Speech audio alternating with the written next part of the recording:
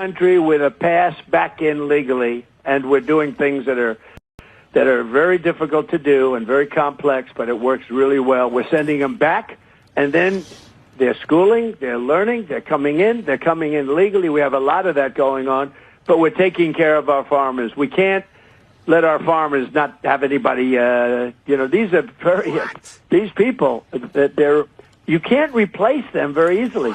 People that live in the inner city are not doing that work. They're just not doing that work. And they've tried, we've tried, everybody tried. They don't do it. These people do it naturally. I said, what happens if they get it to a farmer the other day? What happens if they get a bad back? He said, they don't get a bad back, sir, because if they get a bad back, they die. It's about to go down. Michael Sean and the Takeover Legend Morning Show is back Monday through Friday, 7 a.m. to 9 a.m. Michael Sean, that's me. Jay Black, Sexy Mo, C-Chum, and celebrity guests that you get nowhere else. That's right, but here on Michael Sean and the Takeover Legends. Go to our YouTube page, Michael Sean and the Takeover Legends, and check the exclusive situation all the way out. Or catch it live. Get your comments on Monday through Friday, 7 a.m. to 9 a.m. Michael Sean and the Takeover Legends are back. Michael Sean and the Takeover Legends, where the truth hurts, but also makes you laugh. Baby, tap in. We the worst records, baby. We about to create a perfectly horrible song. Y'all know I've been in the gym, and now all I wear is tight shirts, tight shirts, tight shirts, tight shirts, tight shirts. Yes, I do. Michael Sean wears tight shirts every day. I wear tight shirts because I'm working out some. And if I wear the right size, you won't see none of my little cuts in my arms or whatever. Short sleeve tight shirts in any type of weather. People talking trans when they see me in the street. Your shirt's so tight, we can see your heartbeat. Man, clown me if you want, I'm sticking to my guns. And when the summer comes, it's gonna be fun. You can crack jokes and treat me like a jerk, but one day you'll see my six-pack right through my shirt. And even if I wanted to, I just can't stop. I just might rock an Ezekiel crop top. Whoa. Whoa, whoa, whoa, whoa.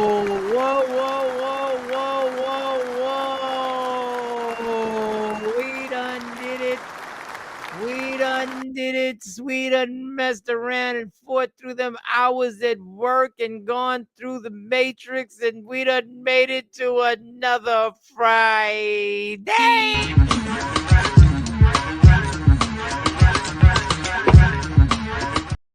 Get it together, people. I don't know what you're going through. I don't know what trials and tribulations, what weight you got on your shoulders, but it's Friday.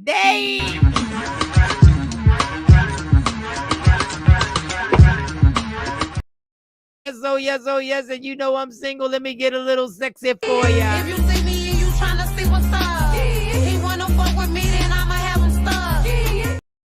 Back in the day on the radio, I used to say anybody can get it. Me and Jay Black would be yelling when Jay Black was a single man, talking about who want it, you gotta have it, but come get it, son, you gotta go. If you see me and you tryna see what's up, he wanna fuck with me, then I'ma have him stuck. I'm not saying I was an enlightened man back then. I'm not saying I'm proud of what we did, but we did what we did, and we did it, and we did it a lot, and we did it often because it was Friday.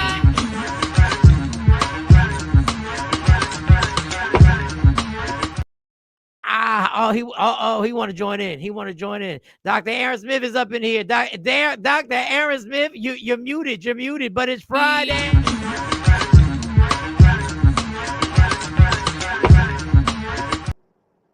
From the car, Dr. Aaron Smith, a.k.a. Fearless, in the driver's seat, but he's not driving, so please don't ask us about his seatbelt till he begins to move.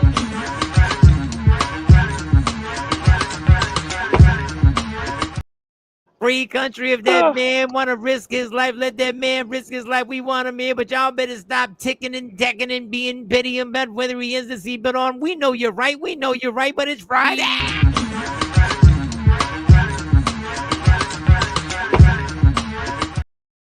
Get come all, and join the festivities of Mindless Distractions today.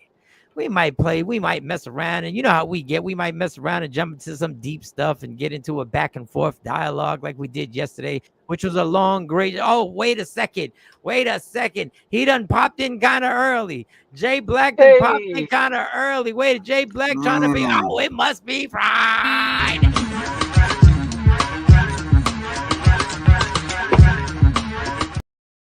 Jay Black up in here with the merch, got the red Puerto Rican. He got the Puerto Rican red on. Wow.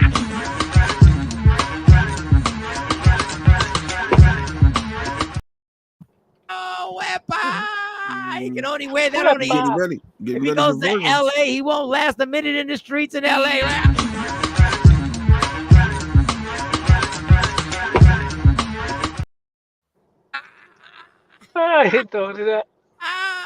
Oh, motherfucking Jay Black's birthday, mama.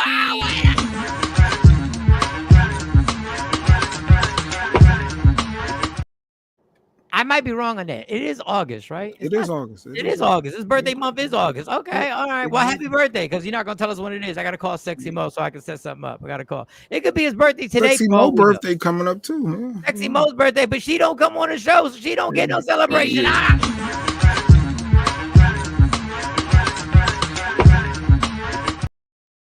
I'm playing. Maybe we'll call her. Maybe we'll make a phone call that morning, see if she answers the phone. Maybe we'll make a phone call and say good morning. A meet and greet in Dallas sounds like fun. Trendsetter. Who is talking about a meet and greet in Dallas? What is Trendsetter? I've been noticing Trendsetter on the comments be trying to host. He be asking questions in the comments. He be trying to have his own little show. Watch yourself, homie.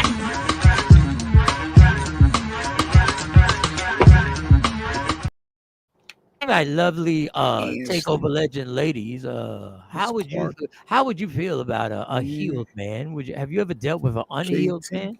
And y'all be answering too. Y'all be ready to go. KT, what up? Good morning, everybody. I like the realness. I like the realness. Go ahead, Shelly over there. What's going on? Don't forget what Trendsetter. I got him in. I thought it was just him coming to a big ass event I was doing. Kind of find out he had 6 other chicks with him. Man, come on, Trendsetter. What are we doing?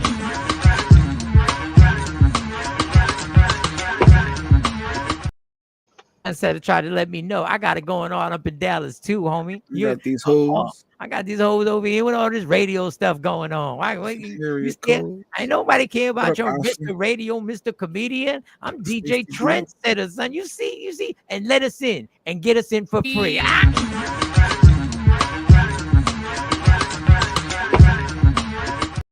Look, and they get you right there. Look, there you go. We should take a vote. What do y'all think? What do y'all think? How's this feel? He gonna be like, drop it in the chat. Drop it in the chat. Drop it in the chat. Let us know. Drop it in the chat. Let us know. Jay, send that link out, Jay. Send that link. Let's get that link popping. Get that link popping. Yeah, that's Ashabu. He is Ashabu, but I seen you in person. Let me tell you something.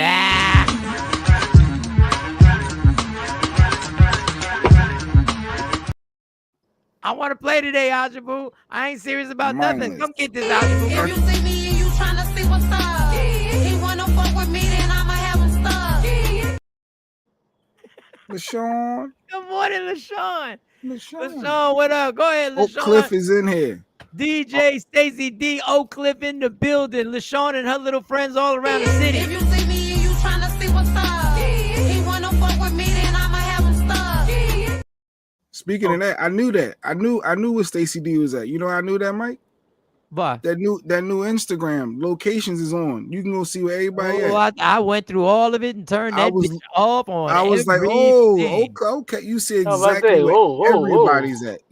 Everybody. And I'm gonna do another tutorial. I think I got everything. I went through the Instagram settings, then I had to go through the actual settings on the phone. Then I had to do I hit up a couple people like, yo, I see where you at right near the pizza shop. Like, yo, you need to turn your locations off. You in Florida, right? Yo, you show everybody at out of the country, in the country.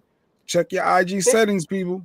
If y'all just opted everybody in, they didn't have a choice. Everybody in. I saw little Mo doing the show. They gonna get somebody killed, right? They gonna get somebody killed down here. Or they gonna come get you. You see exactly. You can zoom into the map and see exactly where everybody's at. I saw Terrence J, and he just got married to a young girl, and people upset about that. We can talk about that later. or propose to her. But yeah, you can see where everybody at. Anybody on IG that you may be friends with or following, rather, you can see exactly where they at. And be careful under the radar. They have their new repost system, which sends your repost to a different section.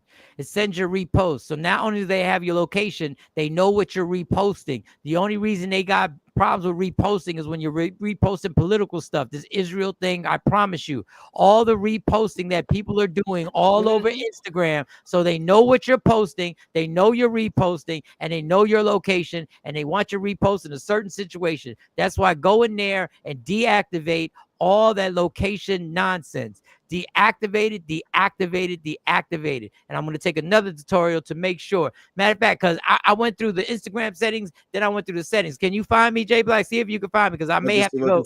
I may have to go back in there. Let me go back to IG. Well, I should do this probably live and zoom in and see everybody. Let me see my settings. Lady Q was helping me with it because you know I need help with that. Yeah, I'm about to say don't be seeing people live.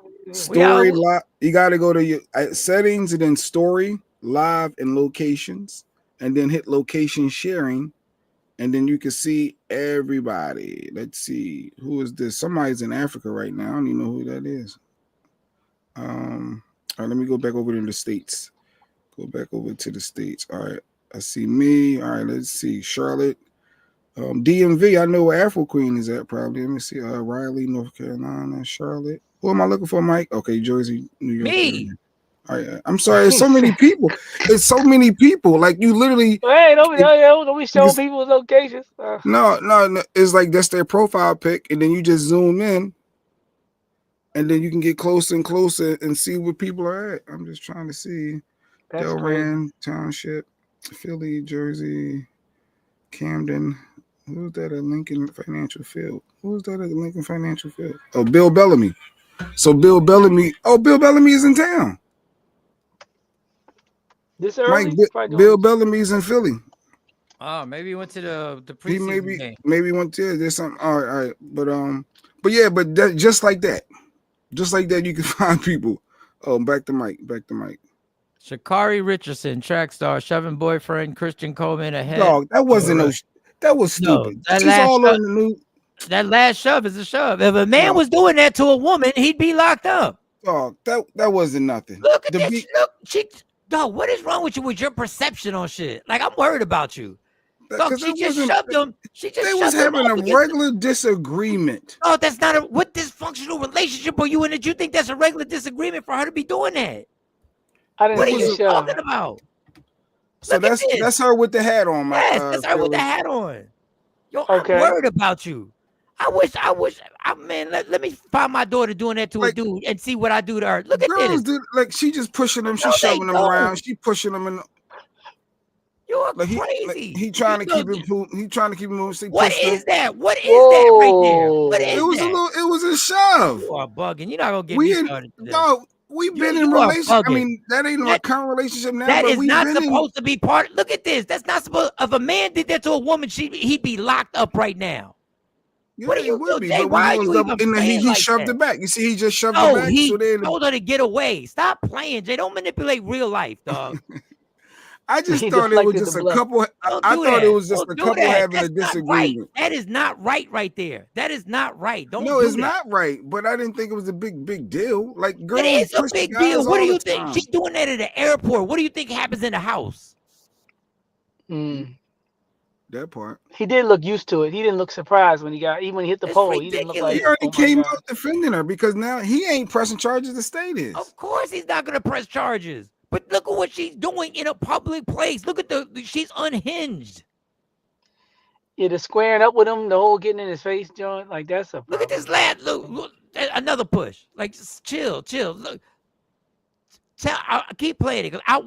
Tell me if I did this to a woman right there, where would I be? I'd be locked up.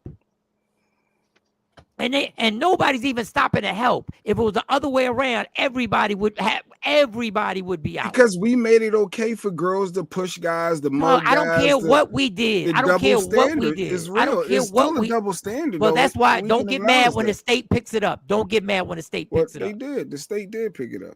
The state, and now she, and you know that can hurt her track star stuff. I mean, her running and Where was I at? Because Nikki said something about Big Brother. Did you find me? I'm absolutely ridiculous. Oh, I didn't stop looking for you. You know, it's the ADD. We get sidetracked. Yes, it's still Leo season, trendsetter. I know. Big Brother was fire last night for our Big Brother people. And who won HOH last night was dope. I ain't gonna tell y'all. But yeah, I tried last night to watch for the feeds, but tapped out at 2:30 a.m. I'm tired. I can tell you if you want to know who HOH. I can tell you. Who cares? Go ahead. No, if I find out, if I Google it right now, I find out. I'm gonna say my location doesn't show. Oh, Nikki shut it down to me. Nikki Strong. I see you out there hustling too, Nikki. Nikki on the workout game, Mike. I don't be on IG often. I don't even know how to repost. Yeah, be careful. If you're on there, you automatically got your locations got open. Yeah, so settings and then like I said, story, live, and location. That's what you want to click on. Okay, Miss Clark just stopped sharing her. See, we could have found right to her crib. Zoom right on in. Boop, boop, boop. It zoom right to your house. Like you can see exactly. And it's not funny because there are people that we don't want knowing that. That's abuse. Thank you, Financial Rebel. That's damn abuse. That's what it is. That's exactly what it is. It's just abuse. It's just ridiculous.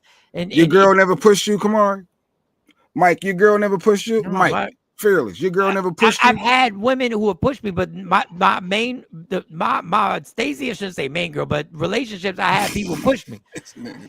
But we can't. I agree with Mike though. We can't normalize it. We can't normalize that shit. Keep your because what if you catch me? What if you catch me on the right day or the wrong day? Whatever you want to call it. I've been in a yes, I have. I've been pushed, but I've been pushed. Right. I got permanent. I've been through some stuff. But I ain't hurt, so I can handle it. As the guy is, all right, get out of here. I don't know. All that she wilding. That in shit, public. Is she wilding because she was in public, KT? Don't touch me, because if you touch me at the right moment or the wrong moment, like I said, and you touch me, it may end poorly, and it may just be because of a spontaneous reaction that you did something that instigated a damn reaction that I'm used to having when somebody puts their hands on me. That's also an Olympic push. Yes, also an Olympic athlete. She not the regular chick just pushing her. That's why he hit the pole like that. He hit the pole like. She got some strength with her. But her pushes got some strength to him. She pushed him out the frame after that. He pushed him out. She caught him mid walk, like he ain't have his balance. Usually, when somebody gonna push you got your stance ready. I seen her running at that moment right here. My blood is already boiling. At that right there, my blood is already boiling. Like I gotta run away from you. Public. But what kind of man are you? Ain't got no control that your girl pushing you too. Like, no, stop it with the bullshit. Stop it with. You're not gonna blame the victim for her erratic behavior. That's your fault. You got to control her. No, because you have to set standards early on. Like that ain't the first time. Like we already know that. So I don't know. So ignorant. Oh my god. The abuser gotta set the boundaries. The abuser has to abuse. Set, no, the abuse. Don't tolerate gotta set the boundaries. No, meaning don't tolerate it earlier on. The first time she yelled or raised her voice, like you need, like this is a buildup, right? You ain't leave. You ain't leave. Because I was in control. I felt like I was. You got permanent damage. I was in control. I do. I do. Got some permanent mark. I got. Yo, my wrist still ain't right. When she I was in control of my abuse. I was in control. My wrist still ain't right. I got this. Yeah, but anyway, I was in control of my abuse. But y'all know what I'm saying. It's just how we used to. Nobody knows what you're saying. That's the thing. Nobody knows what you're saying. Nobody. No, she's dead wrong. She's dead wrong. You're not supposed to put your hands on people. That's 100% correct. She did it in public on purpose, Miss Parker said. She did it in public on purpose because she knew there'd be no retribution for that.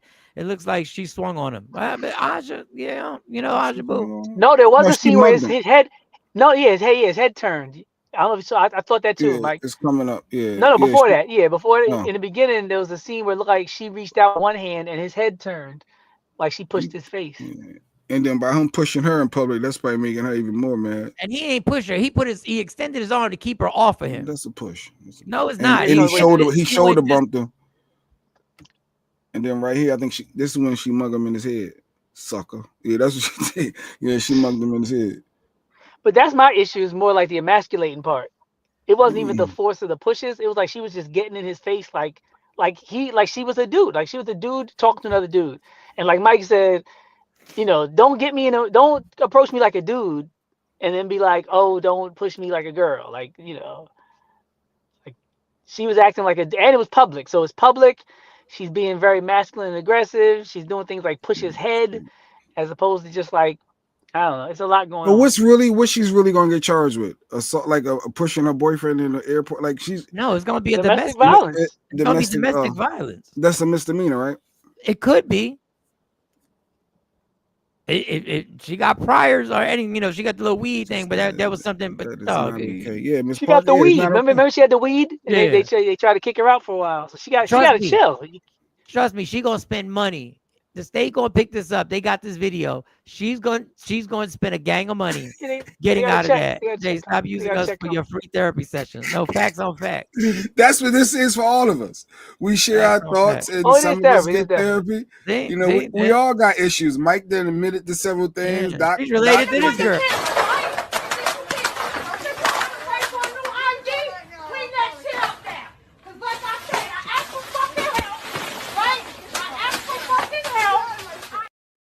All seriousness, when I played that clip, y'all was all clowning me when I said this girl needs therapy. That the clip that we played, and I said she's trouble. This is the one that you don't want to be around.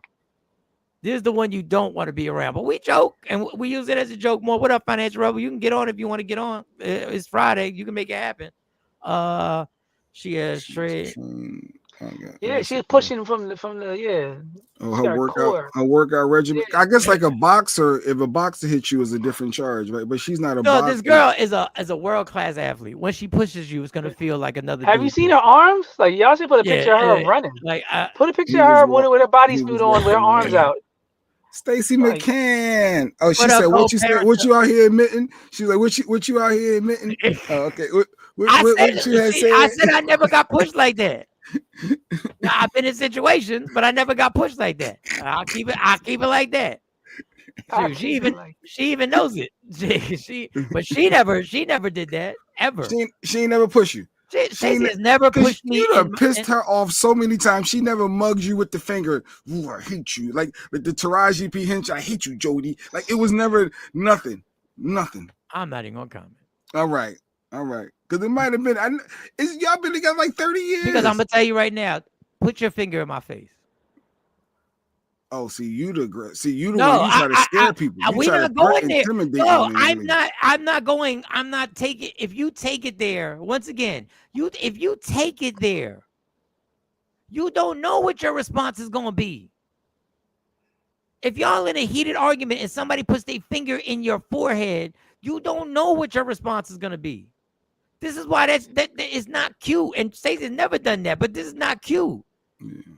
Yeah. I just try to think if I ever did that. I don't think I've ever did it to anybody. Just because of what Mike just said. I don't think I've ever walked up to a person, male or female, and like did that kind of like just punking you to that extent where even if you are a punk, you still got to do something. To me, that's like you backing me up in the corner now. Especially in public. If you walk up to somebody in public, you put your finger in their face and you stand over them and start talking crazy, they have to do something. Male, female, child, they got to do something. They can't just be like, shoot, when he leave, I'll pull my chain out again. Like, you can't do that. Oh, man, I got to dance. Y'all get me ready. I got to dance. Hold on, I got to.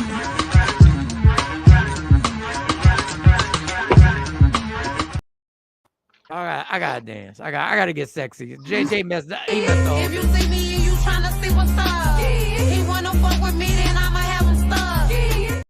Did you say sexy? This is supposed to be. You gotta get sexy. I gotta get sexy. I had to get sexy. Wow. So this teacher in Arizona, I saw you liked the picture, Mike. I saw you liked it. So this sixth grade teacher in Arizona, she's going viral.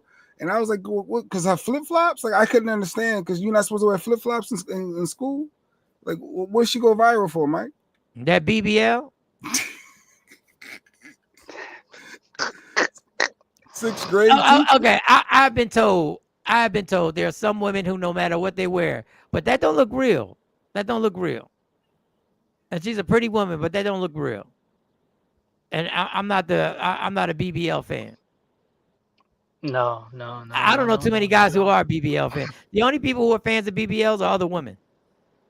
Other women will compliment another woman's behind and their body. I mean, I'm not saying I've never complimented a behind, but I've never I know that that's not real. She'll still have to do anger management. She got to pay for anger management classes. No, don't say she'll be fine. She is in Dallas, Texas. She is in Dallas, Texas. She is going to court in Dallas, Texas. Mess up the natural balance of your body. I don't know if anyone ever wondered that. Does it mess up? Real. She's very pretty. I'm not. Yeah, I don't think she needs it. I like to see the before. She didn't need it. I want to see a before picture. That brings up, I was watching Love and Hip Hop. Little Zayn wife, Ashley, once she's getting a breast job done, seeing the doctor and all, and he like, you don't need that. Have I ever told you this? And she's like, it's my body, my choice. One of them type thing. But I guess if your partner don't want you to do it because you don't need it, but they want to do it for them, it's their choice, right? You can't control that. So that's his wife, though. Lil Zayn wife, yeah, you know Lil Zayn from 112, that song, yeah, his wife. Yeah. Her breast, she got the itty bitty committee, and she wants the enhancement, and she going through. She saw the doctor, and how enhanced is she getting? Is she going to a big B cup, or is she going to a C cup? Or the whole thing is he doesn't want her to do it, to even go under the knife, but she wants to do it. Like, that's your wife. Now you saying this teacher didn't need it? She's a 6th grade teacher. She didn't probably need it, but who are we to say that, right? She wants it. Well, the husband should be able to say it though. Like, I mean, that's just, personally, I'm conservative with that kind of stuff. But if, I believe that the wife's body belongs to the husband and the husband's body belongs to the wife. I believe in all that submission. Like, if my wife says, don't do that to your body, I'm not going to be like, this is all me, girl, shut up, fall back. Like, I just don't believe marriage should function that way. I think we should be kind of together on these kind of things. What happens after that? Now I gotta lay up on some fake breasts the rest of my life? Like, well, that's facts. Definitely a BBL. I wonder if it moves if you smack it from the back. Nikki, nobody thought that. No, well, it's Friday, Nikki. All right, you know what? It's Friday, Nikki. It's Friday. You right. It's Friday. You see me and you trying to see what's up. He wanna fuck with me, then I'ma have him stuck. You said mindless. You're right. It's mindless. You're right, Nikki. That was my bad. Now you joined right into what the show is. And thank you. Jay didn't want to start with domestic violence. Yeah, Jay started with domestic violence. He said, it's Friday. It's Friday. Get out of here. Mug him, dude. Then gonna come back and be like, it's not that bad. He gave domestic violence and gaslit the show. He made sure. I'm a gaslight and put some violence on the screen. He said mindless. I was putting up a couple mindless things. That was it. What else did I have? So did they fire her or something? Was she in trouble? Is the teacher in trouble, or is just she's going? I guess they're gonna probably have a meeting with her and tell her. I mean, what they gonna do? No matter what she puts on, she puts on sweatpants. It's gonna be popping. At that point, like there's nothing she could put. She could put on a 6th grade. So what's the? You're 12 years old. So your 12-year-old child is in the classroom. Then that's gonna be distracting. That's going to be distracting for the little boys. 100%. Perfect attendance. Everybody got perfect attendance. She's going to be distracting without the BBL. She's going to be distracting without the BBL. With the baby perfect attendance. Yeah, she's going to be distracting regardless. 6th grade, I'm there. I'm in class. Yeah. 6th grade. I'm just keeping it real. 6th grade, you cleaning the board for her, whatever has it going at. You're hoping you got a shot. See, and then she do something with the kid that is wrong. Like, what do you mean? The boy is wrong. See, y'all fantasizing. Wrong. What are you? We were just talking about an innocent crush. He took it all the way to Epstein Island. Like, what happened? You on the list? You on the flight log? What are you doing? You on the flight? You on the manifest? Innocent crush. Okay, see my crush on teachers all the time. I missed the memo. He said, if she do something with him, I said, whoa, what? We went left. What in the white man just happened? Like what? Jay going dark today. Jay said it's Dark Friday. It's Friday. We're supposed to be felony Fridays. Domestic violence to child abuse. What's next, Jay? What we doing next? Who got shot, Jay? Who got murdered? You got a video of somebody getting shot 17 times? Mindless distraction. Here was a mindless distraction. I was on TikTok and I ran across this. I was like, yo, I know this dude. Hey, who's that on Fox? Who was that on Fox 29? The local. Look at that. Oh, that's you, Doc. Yeah, they try to set me up. They try to get me to bash OJ. I remember that setup. I didn't go for it though. I wasn't going. Wait a second. Wait, what? You want to play here the audience? You want to hear, Mike? Yeah. What did he say about OJ? When OJ died, they try to make me do the Hulk Hogan. 2,000 yards, 14 games, one of the best running backs ever. We need to apply the same standards, because I remember we had the conversation about Christopher Columbus, right? And the people out there with AK-47s. And, there's this ability for you to remember people the way that you choose to based on your engagement with the history and your culture and your community. And we had to back off because people said, he's a pedophile. Christopher Columbus is a sex trafficker. He's a murderer. And other people said, this is what he represents to us. And there has to be a place where, although you might engage with people a certain way, you have to acknowledge the reality that other people don't have the same experience. And I think it's that advocacy and agency where I understand what he meant to you. But if you grew up in a different time, he meant something else. And if you met him as a person who is a defendant, he's going to reflect something very different to you. And if you've never been a part of that system that people were celebrating the exposure of, we weren't celebrating his being free. We were celebrating Johnny Cochran exposing a system that brought about the Rodney King situation and the LA riots in '94, Latasha Harlings. Like, we were celebrating the fact that day in and day out, people were having to deal with people telling them, despite injustice, the jury made their decision. We've heard that for generations. The jury made their decision. Then we see the same communities that were such staunch advocates of due process all of a sudden not be satisfied with due process. In a few words, what do you think the legacy will be here? I think the legacy should be take the opportunities to have hard conversations. That could have been a very powerful, teachable moment. And that was the one time in history that I think in mass, white America and black America changed places. That was the one time in American history where in mass, nationally, white people in general felt the way that black people feel every day. I think we should have used that to bring us together, have more empathy and more hard conversations than be more divisive. Well, certainly there were a lot of conversations yesterday, and there will be as folks continue. Doc was over there talking that talk, Mike. He was over there talking that talk. I was wondering how he was going to do it. I think that was my last time on. That was the last time. They ain't let him back after that. I've been on about 10 times. But they brought me on to do a specific job, and I did not know the assignment. I made sure I went for the people. I did. They was like O.J. Simpson, he's controversial, and how does Goldman family feel? I was like, nah, his kids. He's a father. I started with that and his stats. And they was looking at me like, nigga, we don't want to hear you talk about no pedophilia of Columbus and human sex trafficking. I said all the wrong things. You did. I said all the wrong things. So I just said the other day, I said, I'd be standing on business. I'd be crashing out. I'd be saying what I want to say. My mentor told me, you're doing it right when you say the same things, no matter who's in the room. And I was just saying that same stuff the other day about due process and fairness when we talk about Diddy. He said, you stay the same. If it's a room full of white people, a room full of police officers, a room full of black, say the same thing. No matter, leave their mouths open, you never get invited back, doesn't matter. Drop the mic, walk out. Hey, let me give you the mindless distraction, which I'm glad you brought up. No running back has ever, it's not even close, had a season that OJ had. Never in history. Yeah, thank you. He got worthy of 2,000 yards in 14 games on a scrub-ass team that did not make the playoffs. Let me repeat that. Saquon, Barry Sanders, I don't care who it is. I don't care. It's the I think it was Chris Jackson. I forget who else. Eric Dickerson, Jamal Lewis. None of them were close to getting 2,000 yards in 14 games on a bum-ass team. And you saw the highlights where he's like carrying 2 and 3 people on his back and still running. Like, he was the first to do that. Have grown men just on him like accessories and keep on like running. Damn near full speed. Well, probably Jim Brown was there too, but Jim Brown retired in his prime. Jim Brown did it, but as a single season record, nobody touches that. Now, that's mindless distraction. What I just said right now, but that goes back to the point of Dr. Aaron Smith saying, listen, some people look at people in different ways.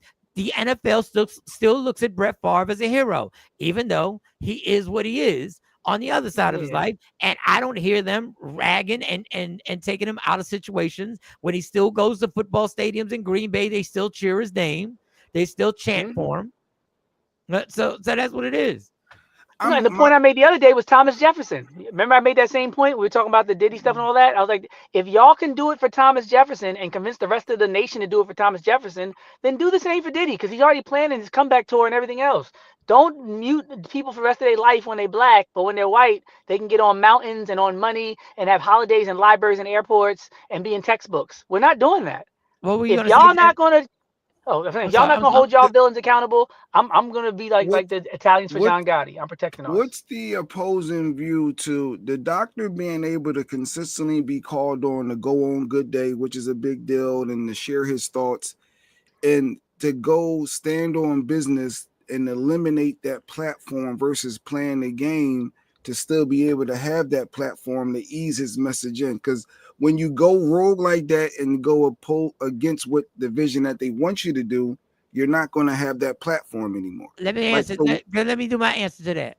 We did that, and Donald Trump still got elected.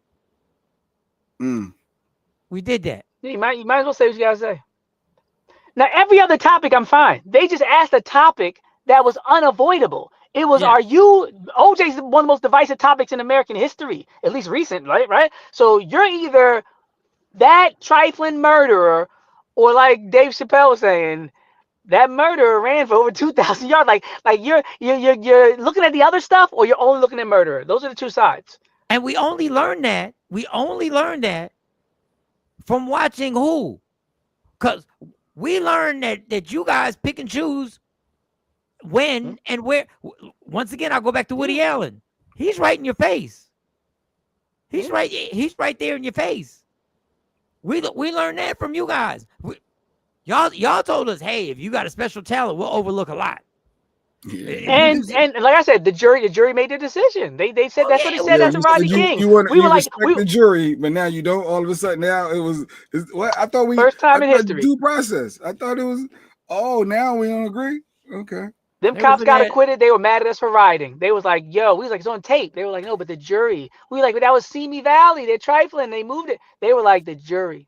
The jury said not guilty. We're like, yo, all white juries or damn near all white juries for the history. Emmett Till. Like, need we really go down the rabbit hole of history and talk about how problematic these juries have been for black people?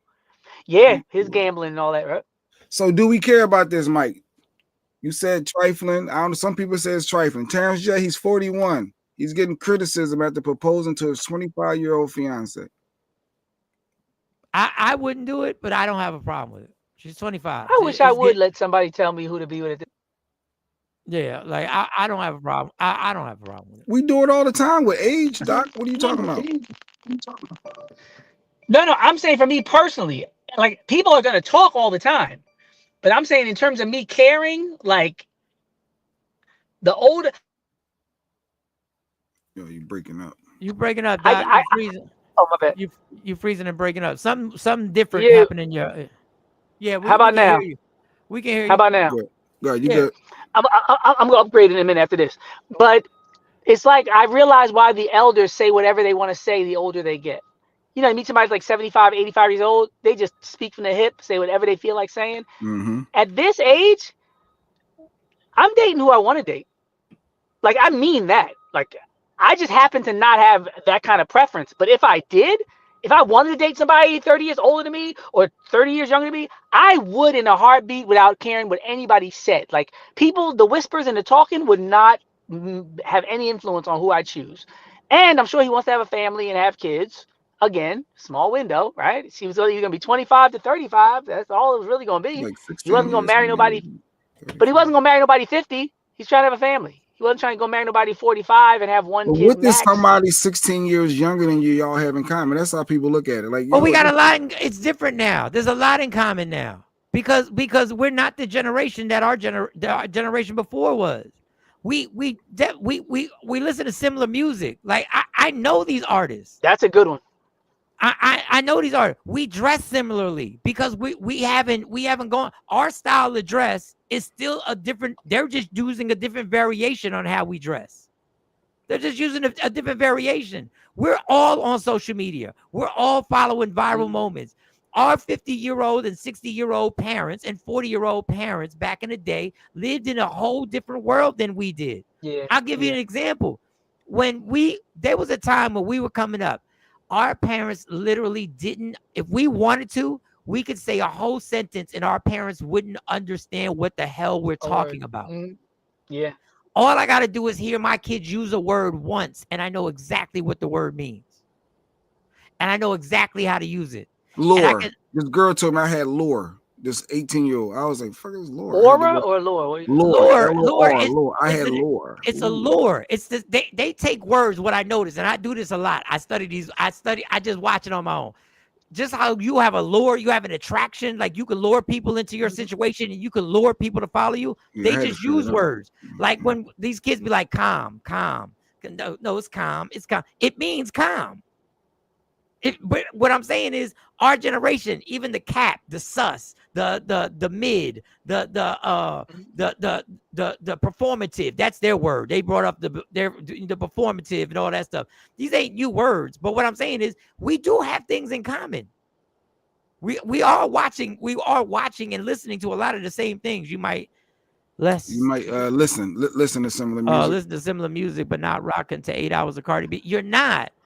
But my thing is, you know the songs, and you know she got some songs that you'll nod your head to, because we know how to use context clues. No, I had to circle back. Like I got lore. I didn't know something bad or good coming from an 18-year-old. Then she like, no, that's good. And then she was breaking down. Oh my bad.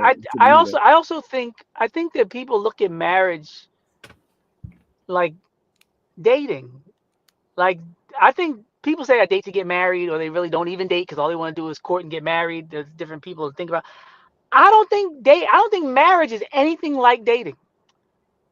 I don't think the purpose of it, the function of it, the duration, what you endure, right? Because when you're in a relationship, you can break up, right? You're in a marriage, you can have a totally terrible argument. All you're gonna do is go downstairs or take a ride and come back. I remember the first time I had a big fallout with my lady, and I realized that we both live in the same house.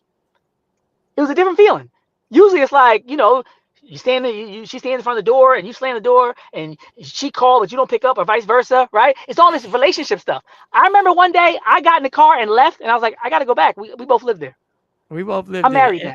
Yeah. But I think a lot of people, there's a book called The Tale of Genji. I was in Asian Studies. It's a classic book. It's a famous book, Asian Studies, The Tale of Genji. And there's this whole section of the book where the older guy is talking to the young guy about what his wife should be like. And he's literally saying things like, you should be about 15 to 20 years old, her senior, and you should be established, and she should be fertile and peaceable. Like, he's breaking it down like this is what it's supposed to be.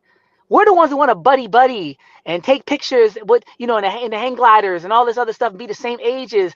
Other people are like, he needs to be secure. She needs to be fertile. He needs to be a leader. She needs to be submit. Like, they're looking at marriage a whole different way. That's why you see people both 4'5" and one guy's 50 and the woman's 30 in other cultures, and nobody bats an eye because everybody understands what they're doing. They're building a family. It's not do y'all look cute together. It's not even y'all listen to the same music. It's y'all building a family, because that's what marriage is about. LaShawn said, marriage, you can still leave. It doesn't hold anyone where they don't want to be. Well, it doesn't, but you got to go. You actually have to go through loopholes. You got to get a hotel. Yeah. So, yeah, I mean, is that why she's single with that mentality? Because a lot of married women believe, we're supposed to be married together. We're going to work through whatever this is. Like, I think her mentality is skewed, right? I don't know. I mean, some people don't believe in divorce or leaving. So that means all our mentalities are fucked up. We all divorced. The whole thing about marriage. I played some of it. Kamari, don't get Jay Black and tell me you're gonna bust in that door. I let it go. I let it go to 18-year-olds.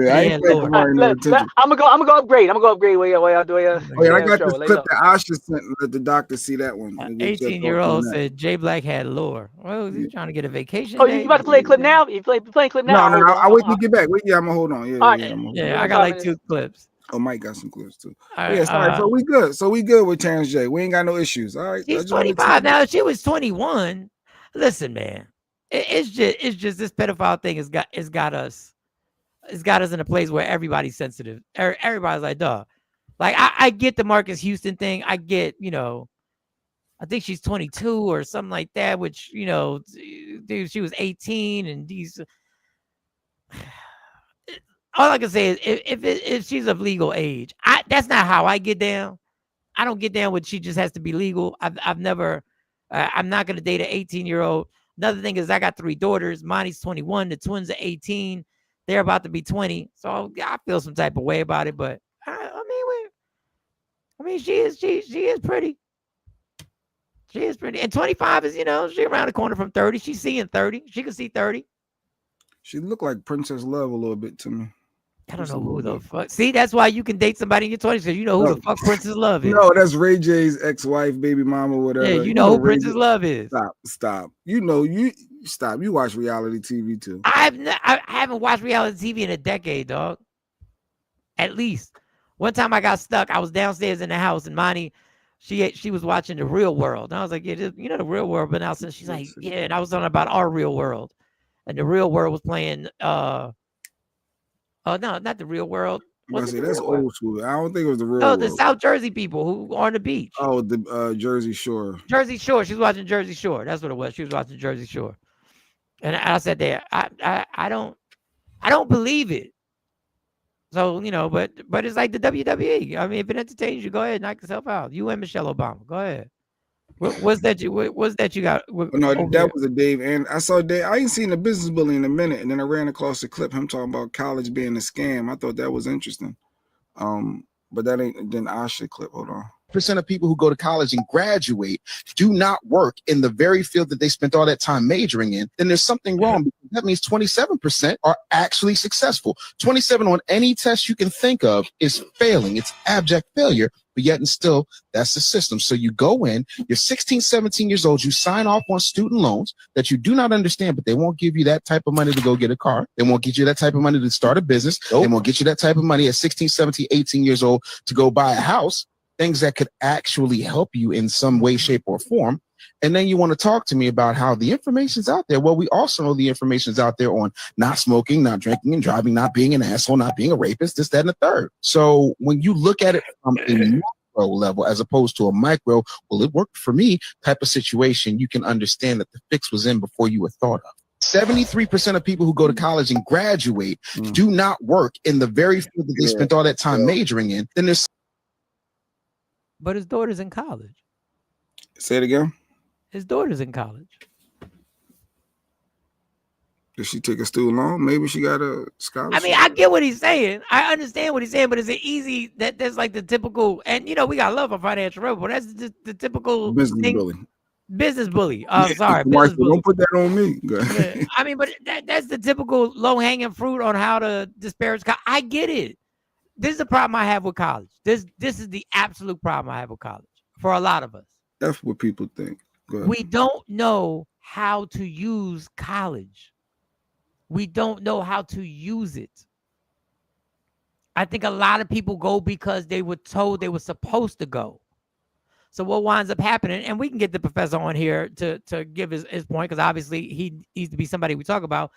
We go there and we try and figure out what we're going to do for the rest of our lives, what occupation we're going to do for the rest of our lives. And who really knows at 18 and 19 years old what they're going to do with the rest of their lives? So a lot of times what happens is you go to college, they go to college, and they wind up spending 2 years in this and that, and then they have to flip a major. They go to a different major because they realize that's not what I want to do. This is what I want to do. So now it's more money. So is it a money scam? Absolutely. It's an absolute money scam.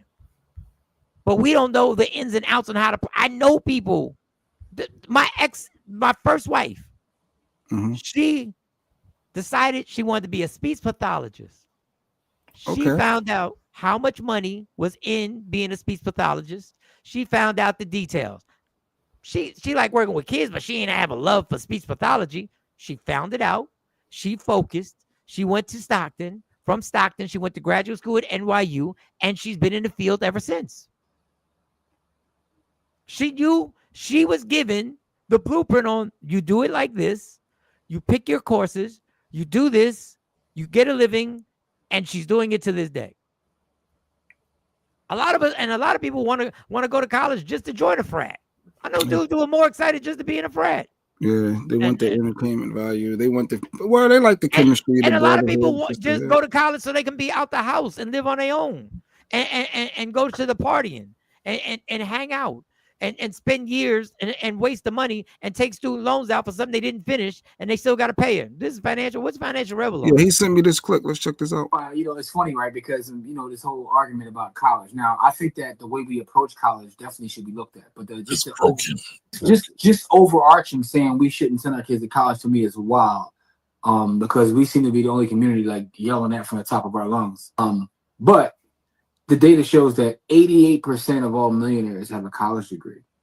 And that includes Kamari. 88 was a great year. So 88% of millionaires have a college degree. So that means in order to be a millionaire, the majority of them overwhelmingly have a college degree. But they have a college degree, or you can be Mark Cuban and drop out and become a billionaire. Because that's what Mark Cuban did. The true facts might going to college for the wrong reasons. And this is the game that we have been behind. But a lot of us, there are a lot of us that I know who knew what they wanted to do and had the parenting to be like, all right, this is the game. This is, you're not going to college just to get away from the house and the party and to take part in drinking games, which I took part in, and because I wound up performing at all the colleges that I could never get into, and that's not what it's for. That's not for. It's not. This is not based on step shows. We want you to have that social.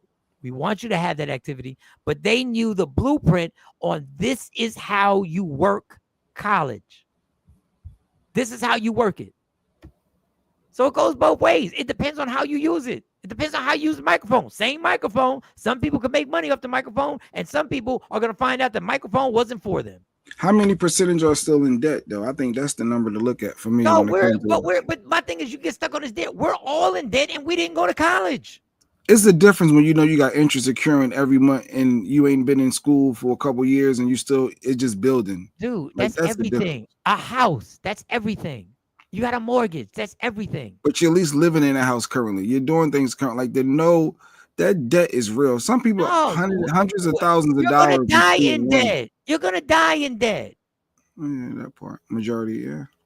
This whole debt thing. Your whole thing is the debt that you create. Do you know how to prevent yourself from being in debt that you can't handle? You're gonna die in debt. Well, Asha says she got zero debt. Well, that's good.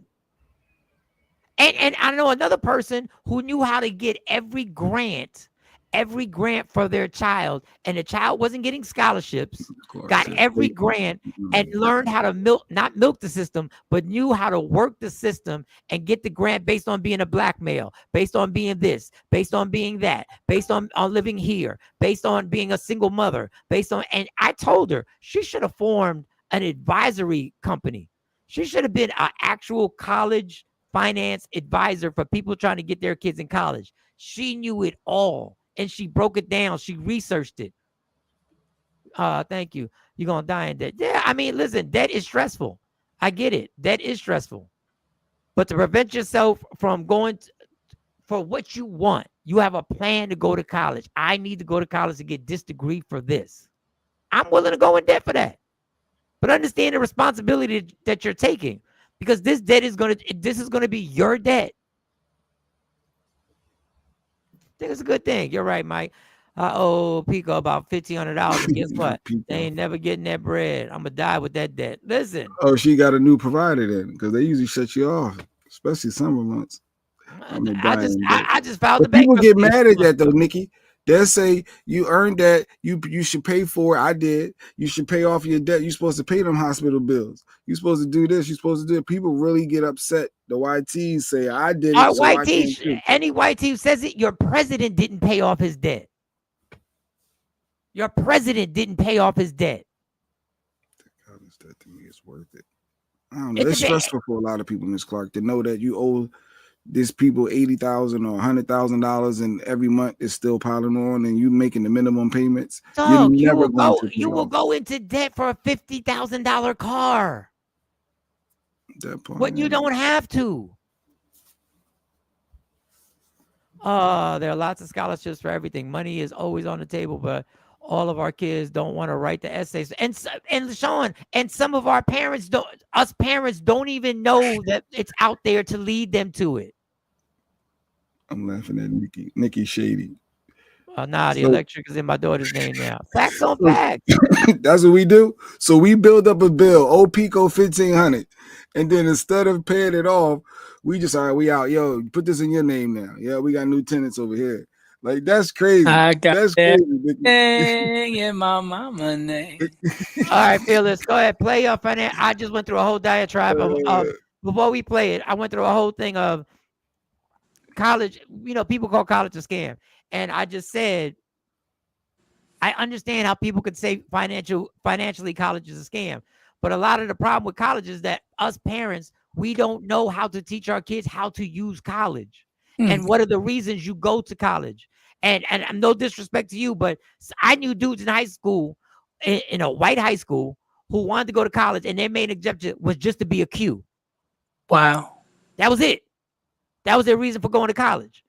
And if you have a plan, and then I brought my ex-wife that I got married to when I was 24, she had a plan. She said she wanted to be a speech pathologist. She researched the courses. She researched how much she was going to be making. So she went to Stockton State. After Stockton State, she went to NYU for graduate school. And guess what she's doing now? She's a speech pathologist. You got to have a plan.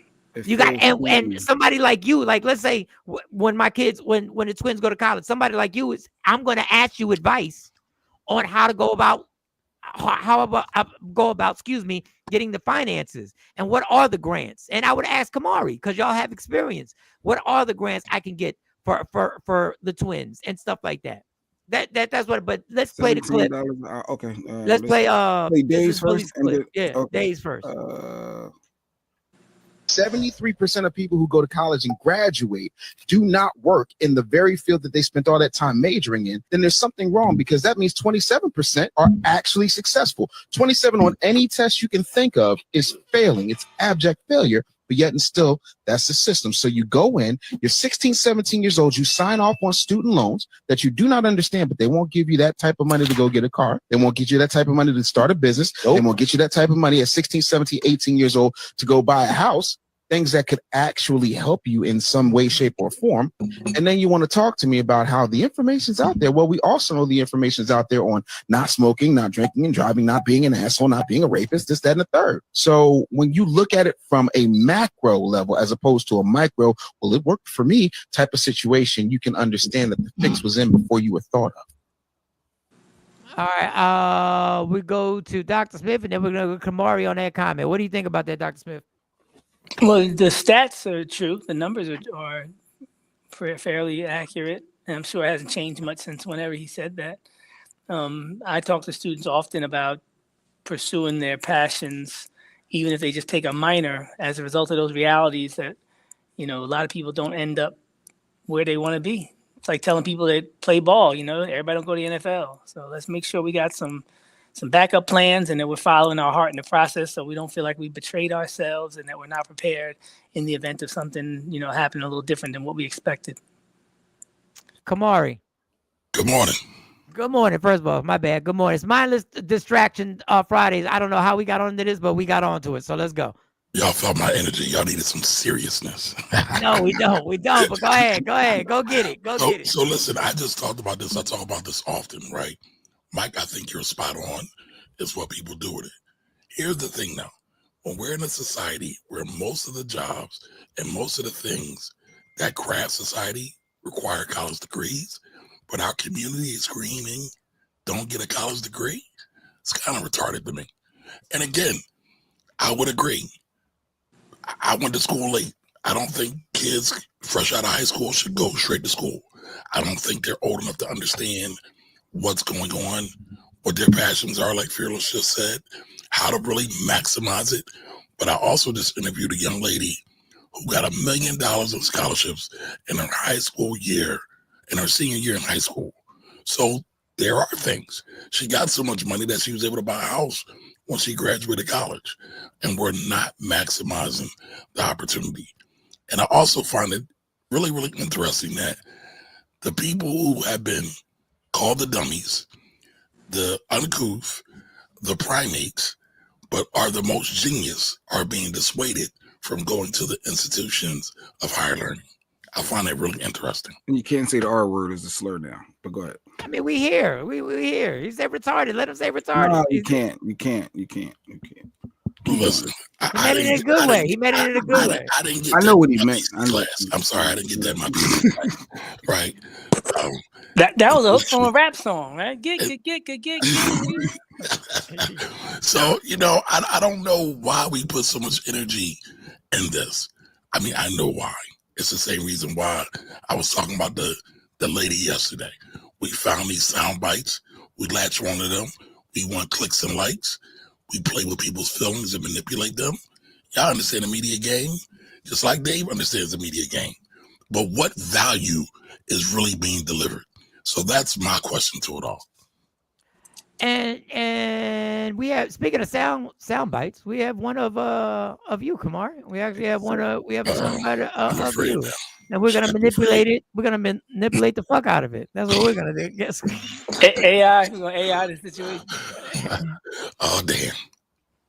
And Dog said, except tech is the last frontier of no degrees needed in six-figure bound. I'm a living testament. What would be except tech? That is politically incorrect though.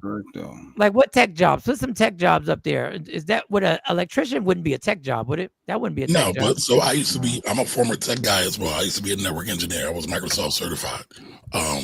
So you can still do that. You can become A+ certified. A lot of these prompting engineers for AI. What was the one with Meta's guy? What's Meta's guy? Zuckerberg. Zuckerberg offered this guy like $250,000 for pay for AI, right? There you go, and data engineering. There's a lot that doesn't require a degree. But I will say this, and data has shown that racism is still present there. And so when you're at the lower rungs in terms of education, while you can make some decent money, you usually don't get to the upper echelons of the earning opportunity. They need to bring back trade schools. Did you I get like what Asha said, that the trades was something that was a big deal when we was growing up. You can either go to college, you could take a trade, like that was your option. It was Lincoln like Tech. I remember them Lincoln Tech. We definitely need tech. Listen, I know plumbers that take down $350,000 a year, easy. I know electricians that take down $500,000 a year, easy. You got Kamari's clip. Oh, you want to play? Okay, gotcha. Yeah. Well, it's funny, right? Because this whole argument about college. Now, I think that the way we approach college definitely should be looked at. But just overarching saying we shouldn't send our kids to college to me is wild. Because we seem to be the only community like yelling that from the top of our lungs.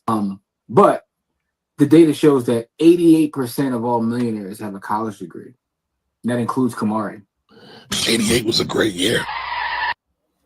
So yeah. So shout out to Jimmy. Jimmy's my partner. We do a lot of content together. We just ran the camp.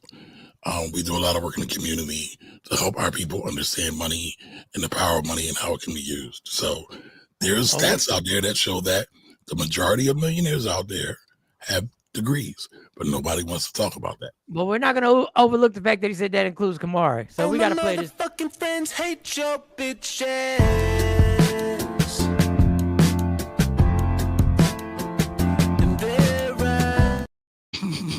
How you gonna keep that to yourself that you a millionaire? How you gonna? I'm not a millionaire. Listen, Mike, if I was a millionaire, I'd be on vacation right now on the beach somewhere. I have zero. No. And honestly, nobody should tell anybody because I don't know if y'all have heard about this new phenomenon called wrenching. Wrenching. Have y'all heard about that? No, what does it explain? Wrenching is this new phenomenon in the crypto community where people are busting in people's houses, like that new movie Cold Wallet, and they're forcing people to give up their keys. They're looking for storage, and they're because people are online doing content. Talking about my Bitcoin went up to $2 million, and people are online like they used to when people had the money phones. Like, okay, we'll be there tonight at 8:00. So they call it wrenching. People are breaking in people's houses, holding them hostage, forcing them to give up their keys and their information. Hold on, Doc. We from Philly. This has been going on since the 70s. Yeah, like street murders and everything else. What are you talking about? But like I said, back in the day, it was you flashing money. Now the new thing is you're doing content. Right. So you're sitting there doing content, showing your screen, showing your gains. Right. Look, I put in 10,000. I made 300,000. Okay. There's a new phenomenon out there. People are watching this content, looking for the next victim. And now, like Jay said, they can find your location that much easier with IG. Turn your IG locations off, people. Turn that IG location off. We will say that the entire turn that go I through turned that off 2 days ago. YouTube tutorials, TikTok tutorial. I did it. I was at work stuck. I was like, whoa, got to switch this, got to switch that. And NYC Public Schools, Queens South High Schools, our superintendent offers trades. Excellent. Well, God bless. Cosmetology too. Cosmetology too. Yes. Ben Franklin got a program. Ben Franklin got a good program, but they do the trades, construction, electricians, plumbing. I know barbering and hair saloning, I know that's not a word, is changing, right? But they were some of the first millionaires in that community. There was barbers just cutting hair, getting money. Providing families, sending kids Remember to that college. growing up. Remember Lightfoot in Philly. Man, you had to get the light. Jay, we can't say no names, man. People get lynched. Well, that was a long time ago. You're funny. I'm sorry. That's why that story that I saw in Atlanta, the African woman who has 400 hair braiders under one roof. Yep. And 400 like a Walmart of braiding. Yes, and you go in there, and you know how a girl gets my girls get their hair braided, take 7-8 hours. Yeah. Well, they've cut that because now 2 or 3 women are working at the same time. They're getting you in and out that joint, and there's bread to be made. 300 to 400 a head, real quick. Hopefully, the braiders are making their money. Hopefully, they're not being used and they're being paid well. Hopefully, I'm going to be positive. I don't know any information. I just brought it up because I watched it. I keep telling my daughters, you do not have to know what you want to do with the rest of your life at 17, 18, 25. Just have options. Yeah, I mean, I guess that. I guess and develop skills. That's what you use the time for. Like Kamari just said, I did this. I was certified for that. Yeah, keep gaining skills. And whatever one you like or whatever one works out or whatever one you feel like doing long term, you might want to go back to the other one later as a retirement plan. It doesn't matter. Gain skills. That's the key. Trades will always be. Yeah, you're always going to need a plumber. You're always going to need an electrician. Careers are like the buffet, right? Just try a little bit of everything until you figure it out, like Fearless said. You know? And that's why I say school is like when you first get there. The first was exposure, and then you get to focus like excellence, expertise, like a master's degree. Then you expand the discipline when you get to the PhD level. A lot of people don't know the difference. The NOCTI test is what I was thinking about. The NOCTI test. And Ben Franklin, they do that test. That's the other brilliant thing about that braiding situation. It's a 24-hour spot. Damn. Yeah, you need that. Wait, so at 3 a.m, you can have your appointment. You wake up with your hair done. You wake up with your hair done. How about that? How about you got something to do the next day and you make a 1 a.m. appointment? Now you're gonna be tired. That's ridiculous. Braiding salons open 24/7. Wow. And Bowie. That's in Maryland. Yeah. Okay, so that's in Maryland. You got events and you got schedule fits. Yeah. Wow. I wish that they gotta be a barbershop that's open 24 hours. Can't you tired? I guess you got multiple barbers, but not if you want that same barber because he's tired. He got to. But if it's, you don't care where you might go make it. Yeah, he might have his shift, his 8-hour shift, and somebody else has an 8-hour shift. That's it right there, Dr. Smith. Develop skill sets. Take as many classes, courses, and hands-on training. A lot of times, that's where you find your gifting. Asha, you put up the place that your business is because we never promote you. Like I know you have a spa or something, and I don't want to misrepresent it right here, but just put it up so we can promote. Like if y'all got something, like use us the way it's a mutual. I think I should do braiding over there if y'all in the area. Yeah, I should. Since I felt like my whole life I always had a hair salon in the shop. That's what it feels like. But yeah. But here's another cheat code that a lot of our kids should be taking advantage of. Go do a free internship. I know it's not politically correct now, but working free is a cheat code, yo. It's a great way to learn the skill that you might not necessarily. They gonna pay me. What? Working for free. That's how I got on the radio. I'm glad you said that, Kamar. My whole radio career is based on working free. Yeah, that's how I got on the radio. Radio's big on that, huh? Radio, that's the standard for radio. I was waking up in the morning doing call-ins for Russ Parr. I was walking around 30th Street Station on the phone, getting people on the phone and doing wild shit with them, waking up in the morning for free. For free. For free. For free. For free. Well, it seems like we all came out of that black radio network one way or another. So, shout out to them. Like Ludacris too. He was working for free for years before. But now, you want me to be a shampoo girl for free? You want me to sweep up hair in the salon? Well, the shampoo girl usually gets tips and gets a couple dollars. That dude sweeping the shop, it could go either way. I've seen dudes sweeping the shop because they was in trouble and their dad was like, get them in line. You could take this advice. Here's the thing. Relationships. When you work somewhere, I don't care if it's free, paid, minimum wage, whatever. It's relationship. If you can figure out how to master relationships, that will pay you a lifetime over. Listen, I'm gonna double down on that. Then we're gonna change the lanes real quick. Your attitude has to be, by any means necessary, if I get in the door, I will own the room. Yep. Just let me get in the door. You done messed around and got me in the door. Yep. That's how I felt. Yep. Once you let me in the door, me and Jay got the same attitude. If you let us in, it's on. We will play our part in the beginning. And before you know it, I'm gonna figure it out. You need me. Before you know it, you need me. You need me. You want me. Yeah, being indispensable. That's the key. And that's why me and Jay got along, because we did it the same way, but we had two different ways. Jay goes, I'm going to figure out how this whole thing runs so I can be part of running it. And I was like, I'm going to figure out how I'm going to be the promotion. I'm going to be the main reason why you guys are hot. I'm going to make this room hotter than what it was. And you're going to keep me there. Just get in the door, people. Mm-hmm. Just get in the door. That's it. No matter where, just get in there and then just form your plan.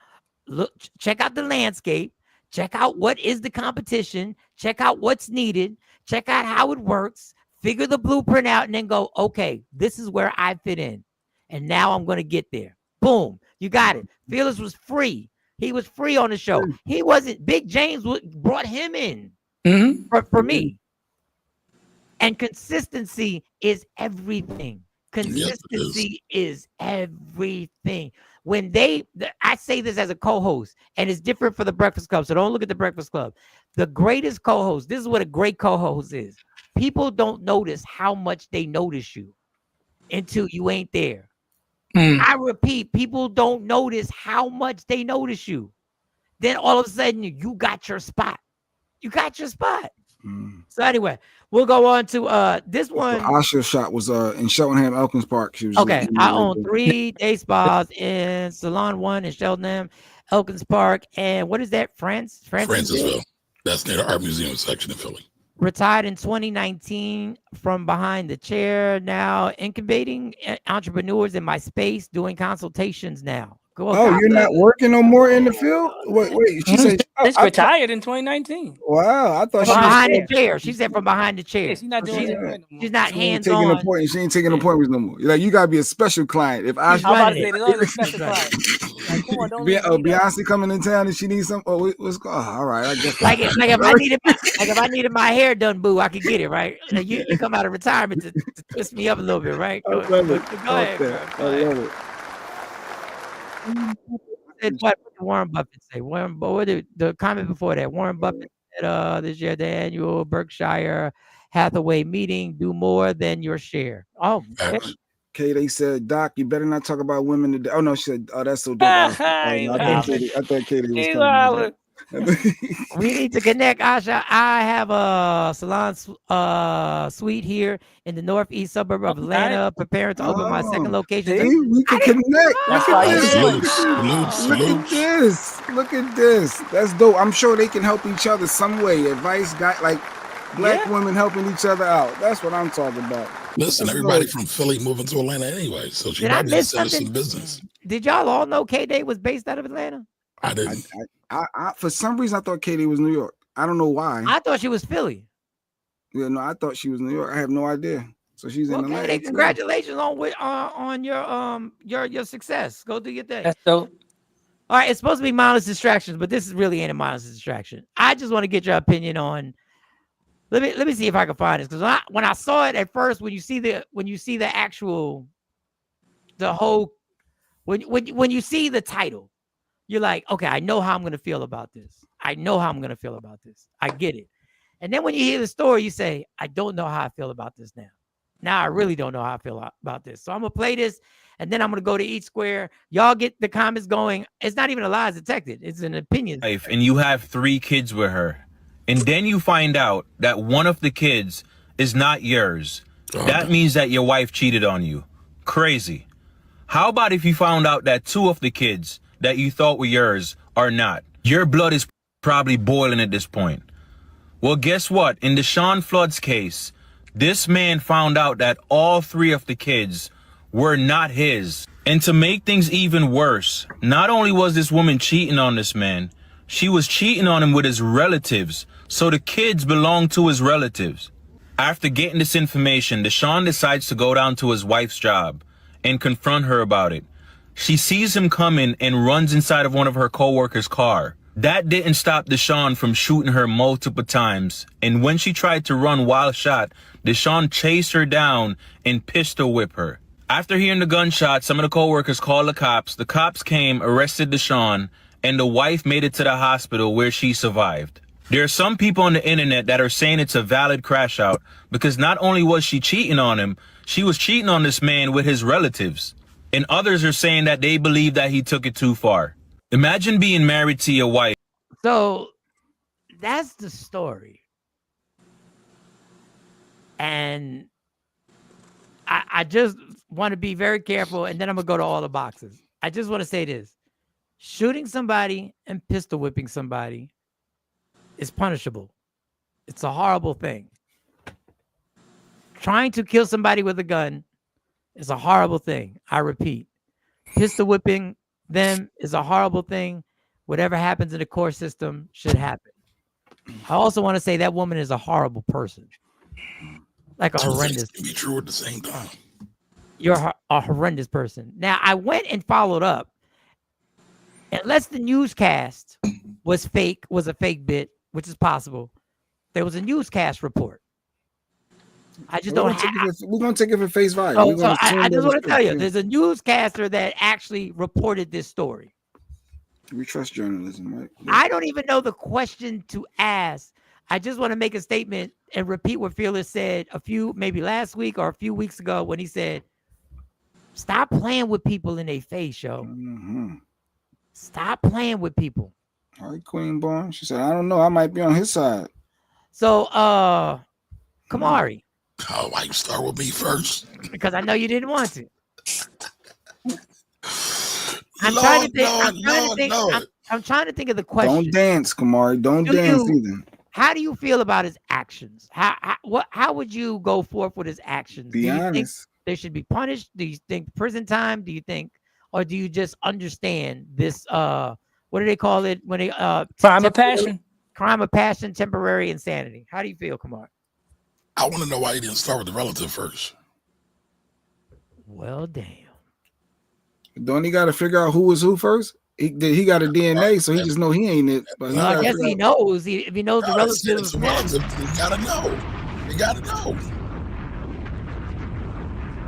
It's definitely a crime of passion now. K-Day, inbox me on IG, K-Day, and then I get y'all connected. Inbox me, IG. It's definitely a crime of passion. I would never want to be in that man's situation. They definitely wouldn't want to be in that woman's situation, but definitely want to be in that man's situation because he's probably not going to see the light of the day for a long time. Oh, yeah. For a long time. What? Go ahead, sorry. He's heartbroken and in jail all at the same time. And his kids ain't his. That's rough. You talk about nasty work. That's how the young people say it now. That's nasty work. Diabolical. That's what Ant Dog said, right? What is the mindset? I want to know what is the mindset after the first kid ain't his. You're like, well, at least I got these other two. To go back. That third test must have been something though. He probably like if this. Well, yeah, you got one. You're like, let me just get these other two out. Let me get the other mine as well, just so I can know. Because if she trifling, let me just make sure. Yeah, I played that clip, Miss Edie. I played that clip, finding out that the baby belonged to another ball player. Dr. Smith, your opinion. What do you think? Oh, Kamari, what do you think should happen? What do you think is crime of passion? What do you think? I think it's a crime of passion. and he should be committed for psychic evaluation. So is he even competent to stand trial? I played a lawyer on. That's your angle. You setting up your defense already? Yeah, I mean, is he even competent to stand trial? Man's out of his mind. Dr. Smith. I can't dictate a judge's behavior. Okay. I can't dictate a judge's behavior. Not my experience. Can't tell him how to feel or react to our disloyalty and disrespect. Dr. Smith. I don't believe that somebody should be getting killed. Plus, I'll be wanting a lot of grace. So the older I get, I'll be like, yo, I'm so glad people didn't give me what I deserved. Every time I deserved it, I'd probably be at least in jail, probably dead. So I'm never with the whole, you did this, I'm ending your life. So you can't even redeem yourself or make up for it or do better or grow or change or feel sorry. Like, I'm not with that at all. So, the pistol whipping, I would have said, I don't agree, but I understand, the killing her. I'm like, oh, man. And like you said. Well, she survived. She survived. Oh, trying to kill her. Trying to kill her, yeah. And even that, yo, you know what you just did to them kids? They already had enough with you got different fathers and none of them are your father. The kids already had enough. Like, when you put yourself in the position of prioritizing the children and their development and their sanity, y'all wild out, both of y'all. The mom was wilding, and the dad came back and just put a cherry on top of the wilding, because now it's like, my mom's a hoe, my dad's an attempted murderer, and we're not even brothers and sisters, we're cousins. And like, nah, don't do that to them kids, man. I always take myself out the equation once it gets that crazy. Like, just think about the kids. That'll help you to stay out of jail, and that'll usually help you make the best decision. Think about the kids in the moment of temporary insanity. Oh, y'all going with that? Okay. How am I thinking about the kids? I just found out you was a smut, and these 3 kids ain't mine. You think I'm thinking about? But he didn't find out at the job. Like, he went and got the gun. He went and took the test. He went and got temporary. the gun. He took 3 tests. He made a decision that the kids that aren't his kids, they're not his kids, that they're by the wayside. He put them by the wayside. Good morning, Nicole Aubrey. Hey, Nicole. And the fact that she ran means that they must have had at least 1 or 2 discussions prior to him showing up at the job. He must have asked about the first kid and then went back to do the rest or something, because she started running when she saw him approaching. So they must have already engaged on some level. Yeah, that's why I said, how is she running? As soon as she sees him, he must have already. This ain't temporary. This is ongoing. This is ongoing insanity. He might try to do some new stuff like affluenza when the kid was rich and got off. Maybe make a new title, a new disease. I don't know. But yeah, it's foul. She's a monster for that. And Jay Black.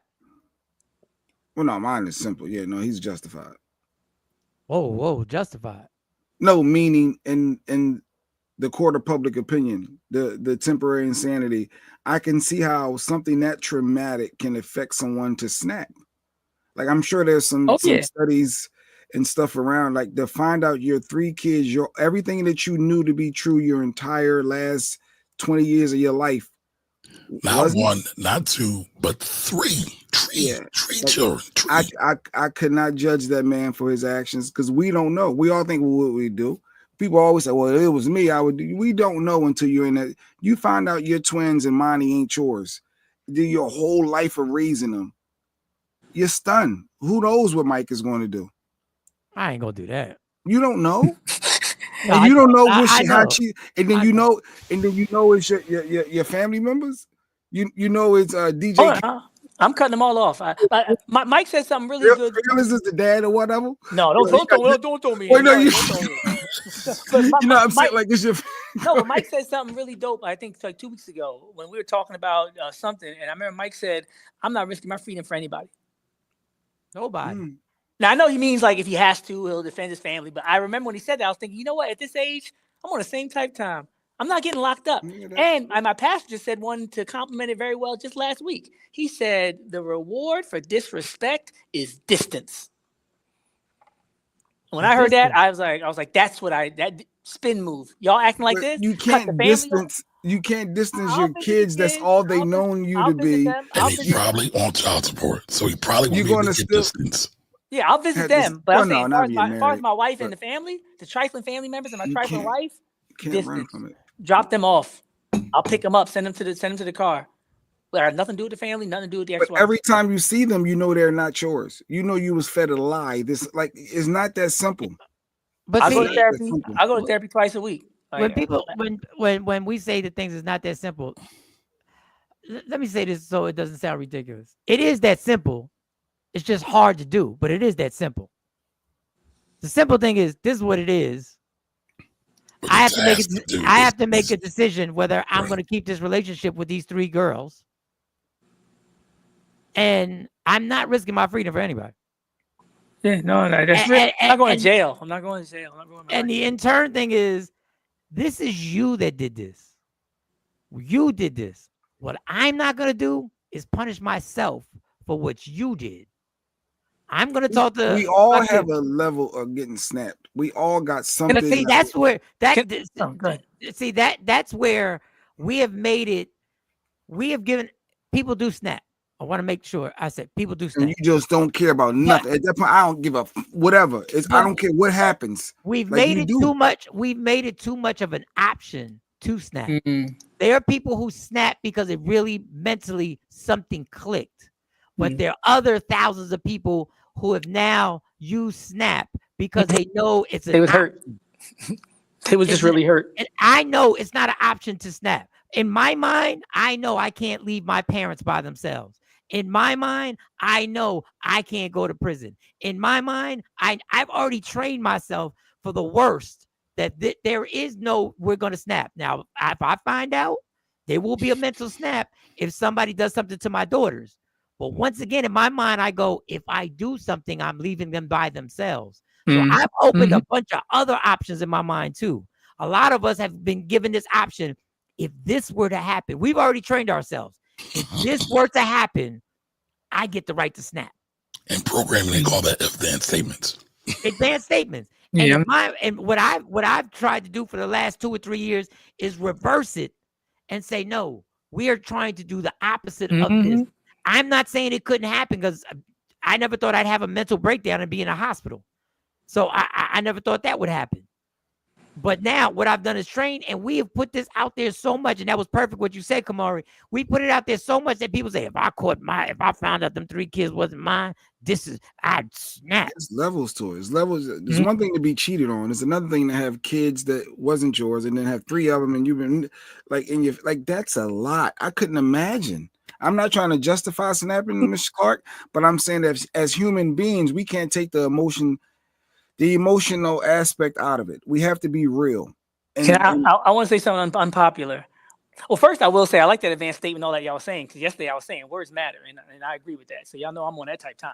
You saying these things, and you, like Mike said, train his mind. These things could happen, but I'm not snapping. When you tell yourself, yes, words are powerful. But there were some red flags along the way, I would wager. I was going to say the same thing. I'm big on that. I'm big on radical acceptance and accountability now.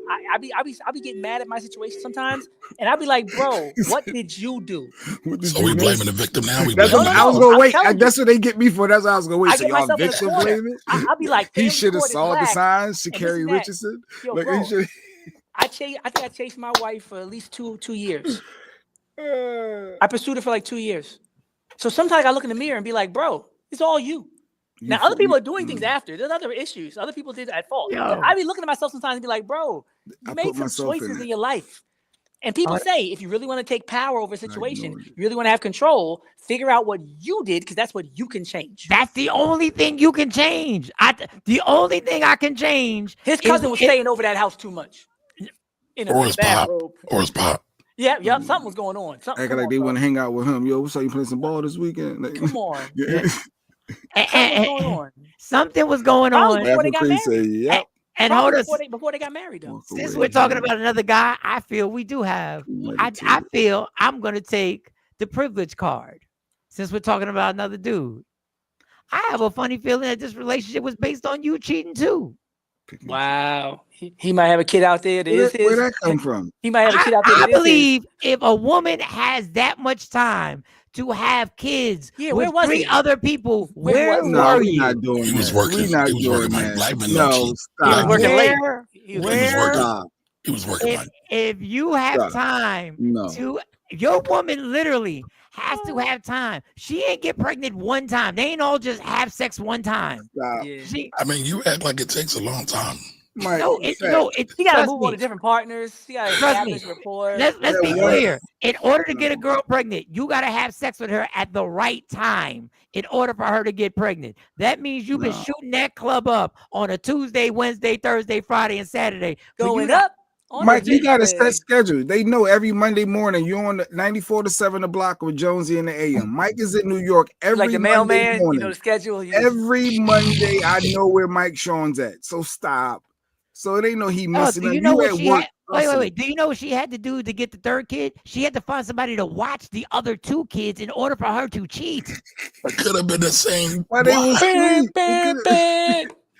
This is all nobody had to watch that. Oh, they were in your house. I got something to do. I need a babysitter.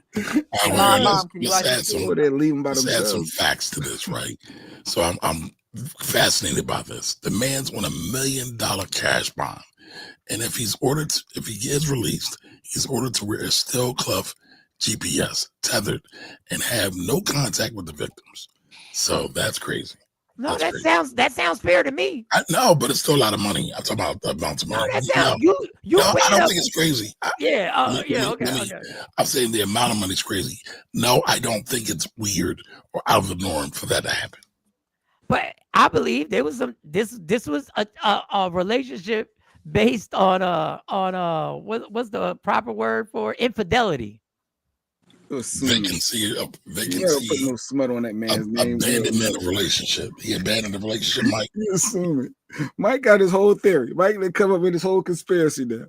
Yo, it was he played a part because how did he miss those signs? He must have been out doing his thing. How do you miss 3 kids? How do you miss 1? I get 2 is pushing it. The third one. Did you walk into the house with a blindfold on? Like, did they drug you once you walked into the house? She like going to her girl trips. They go to Mexico this weekend. It wasn't no girl trip. She was at the family reunion getting beefed out. Beefed out. Not beefed out. I feel like we need to say pause for that. Oh, God, Mike. Yo. What are we talking about here, dog? Like, listen. Want me to carry that into the house with you? I'll carry that with you. Yeah, what are you doing? Why? She's been going for a half an hour. Why are y'all both sitting in the back seat while I'm driving? Why are y'all two sitting? No, she wanted to show me something on her phone. She wanted to show me something. Why are y'all on group text messages that I'm not on? Why are y'all? What are we doing? We're gonna run to the store. We'll be right back. We're gonna run to the store. Always got jokes. I have a new segment here. I think I have it. Do I have? Yes. It's called Random Clips. I'm not going to set it up. It's just a random clip that has nothing to do with nothing. We just play it and we just discuss it if we want to discuss it. If you don't want to discuss it, we can move on. These are just random clips. No, fucking nigger! Okay. Don't call me that, Joe. It's kind of dark. Here he is. Yeah, I think we're gonna play it again. I think we're gonna let this run again. Let's see. Called him the N-word. Did he let's see, dude. Did I let it play again? Did I let it play again? No, fucking nigger! Don't call me that, Joe. Did he knock him out? Was it an uppercut? No, he pushed him. It was a right hand. No, he punched him. Right hand. No, it was he pushed him. No. It looked like uppercut. No. He loads up on the punch. He loads up. He cocks back. He cocked back. Pause. He cocked back. I was trying to get the pause for the slow cam. I'll give it to you. Well, it was just that's a punch right there. That's it's understandable. That is a punch. You expect to get punched. You call somebody a racial slur, right? You expect the fight to happen, right? In 2025. At least and fight. I noticed what y'all didn't notice that I noticed. I noticed. Nothing about a person there. Listen to him and his voice. What he says, how calmly he says, "You shouldn't call me that, Joe." This is very close. Fucking nigger! Don't call me that, Joe. Don't call me that, Joe. Wow. Yeah, the punch didn't match the phrase. He had the whitest. You could tell he hung out with a lot of white dudes. Don't call me that, Joe. Don't call me that, Jeff. Don't call me that, Joe. Queenborn won violence today. She picking both the sides of the. Okay. What'd she say? What'd she say? He asked for that. No, Queenborn said she wear red shirt on this side too, so she rocking with. She understands. How can you not be with red shirt? I dare somebody to be with somebody other than the red shirt. You don't be with Joe. Don't be Joe. So was that a woman that wound up on the floor? No, that's a dude. Oh, I thought it was a woman. Oh, would it change if it was a woman, Kamar? A woman called them, and that was a girl. Oh, didn't even notice that. Listen, fucking nigger! Don't call me that, Joe. Don't call me that. The music in the background. Whoa, Y'all didn't need to play that type of music in the background. It should have been jump up to get beat down. What were we gonna say, Kamar? Now I was gonna say, listen, I hate the N-word. I hate that we use the N-word. I hate that we adopted the N-word. But that person got what they deserved. Yeah. I thought it was a woman, but it does look like a man with long hair. So that's why I asked, would it matter if it was a woman to you? The crazy thing is that we found out it was one of dude's relatives who got his girlfriend. one of the baby's fathers. You are the father. So I got a clip that Asha sent us, Mike. We don't if you want to talk about it or not. It was a clip that Asha sent. Asha will get in on the show. Let's go. Okay. We're in Barnes and Nobles, and there's a kids book section, a gay kids book section, and this shit is crazy. Look at this. Okay, there's the gay BCs, right? Bye bye binary. Bye bye binary with a mohawk on a baby. Gay BCs, you're not ready. You hold this. Okay. What? A is for arrow and ace. B is for bi. This is crazy. We're gay, but this is crazy. Gay, but this is crazy. What? For a baby? Okay. E is for equality. We'll take that. F is for family. Okay, we're getting better. Okay, why did it start so crazy? Just for hope. It got better. I is for intersex. It's pushing it. For a baby, this is pushing it. J is for joy. J is for joy. We'll take Tio and Tio. That looks nice. Okay, Tio we're and gay. Tio, uncle and uncle. Let the programming begin. The gay BCs is crazy, man. The gay BCs. Like at that age, are you learning that before you learn the ABCs? Like you gotta learn. Don't you gotta learn your ABCs first? What? Girl, shut the f up. He's doing here? What? I saw that clip. That's a lot. I hope we can all agree that this is no bueno. I know some of y'all brothers are liberal and all, but I said the programming. Well, E for equality. I know C was for coming out. G was for gay. Why do kids have to learn about coming out? Intersectionality. Yeah, right. A baby? A baby. I for intersection. My baby didn't hear about anything to deal with anything like that, straight or otherwise. Like nothing. You're a baby.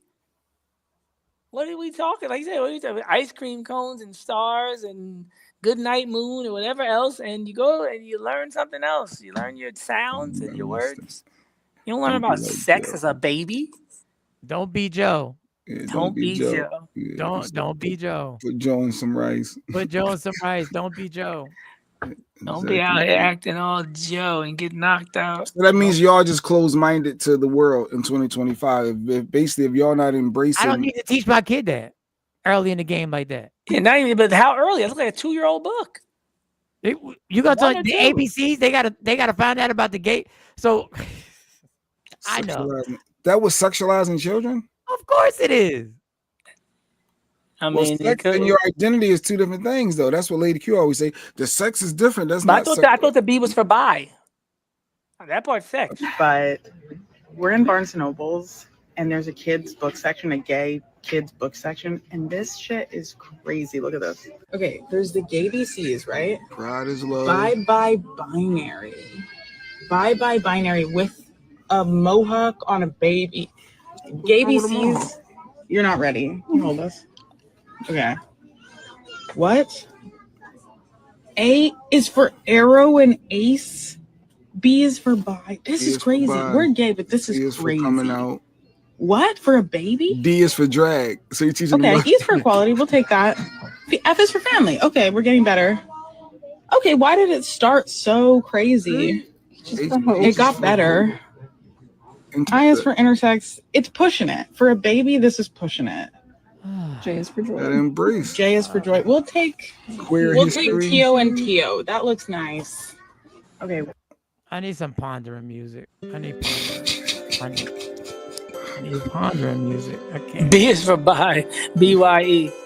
And then there was a book that said bi. Then there was a book that said bye binary. I need. Oh God. Y'all want these kids to answer these questions when they're 2 and 3 years old, 4 or 5 years old, 6 and 7 years old. Why do you think that book is even necessary? Because that's our society, Doctor.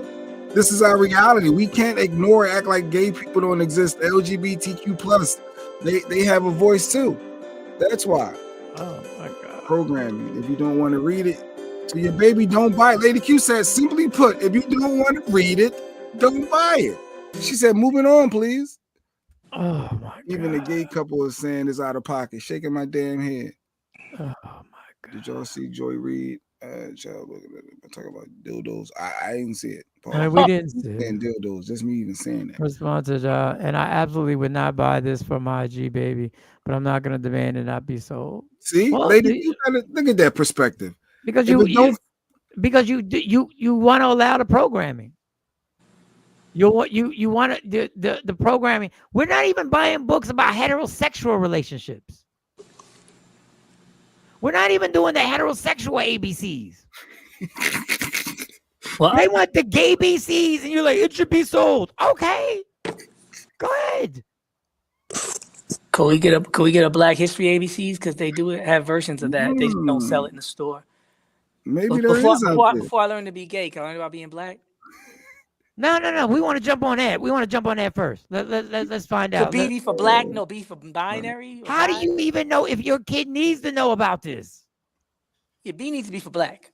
Well, in the flip, even in a book, if that's who you are, we do instill our thoughts on our kids. If you're in the church and your Bible, your Baptist, you're this, your cat, we do as parents. I'm not buying once again, I'm not buying a heterosexual ABCs. No, but you're teaching them heterosexual. I'm not teaching them heterosexual. They're growing up in a heterosexual family, but I'm not sitting there at 4 years old saying, you need to like boys, or you need to like girls. I don't think the book was saying you need to like. I think it was That's exactly what it's saying. It says C for coming out. Tio and Tio. If that fits you, I think that's what that's saying. Like if that's your lane, it's teaching you how to do it, because a lot of people trapped. Why are we putting these kids in a lane at 4 years old?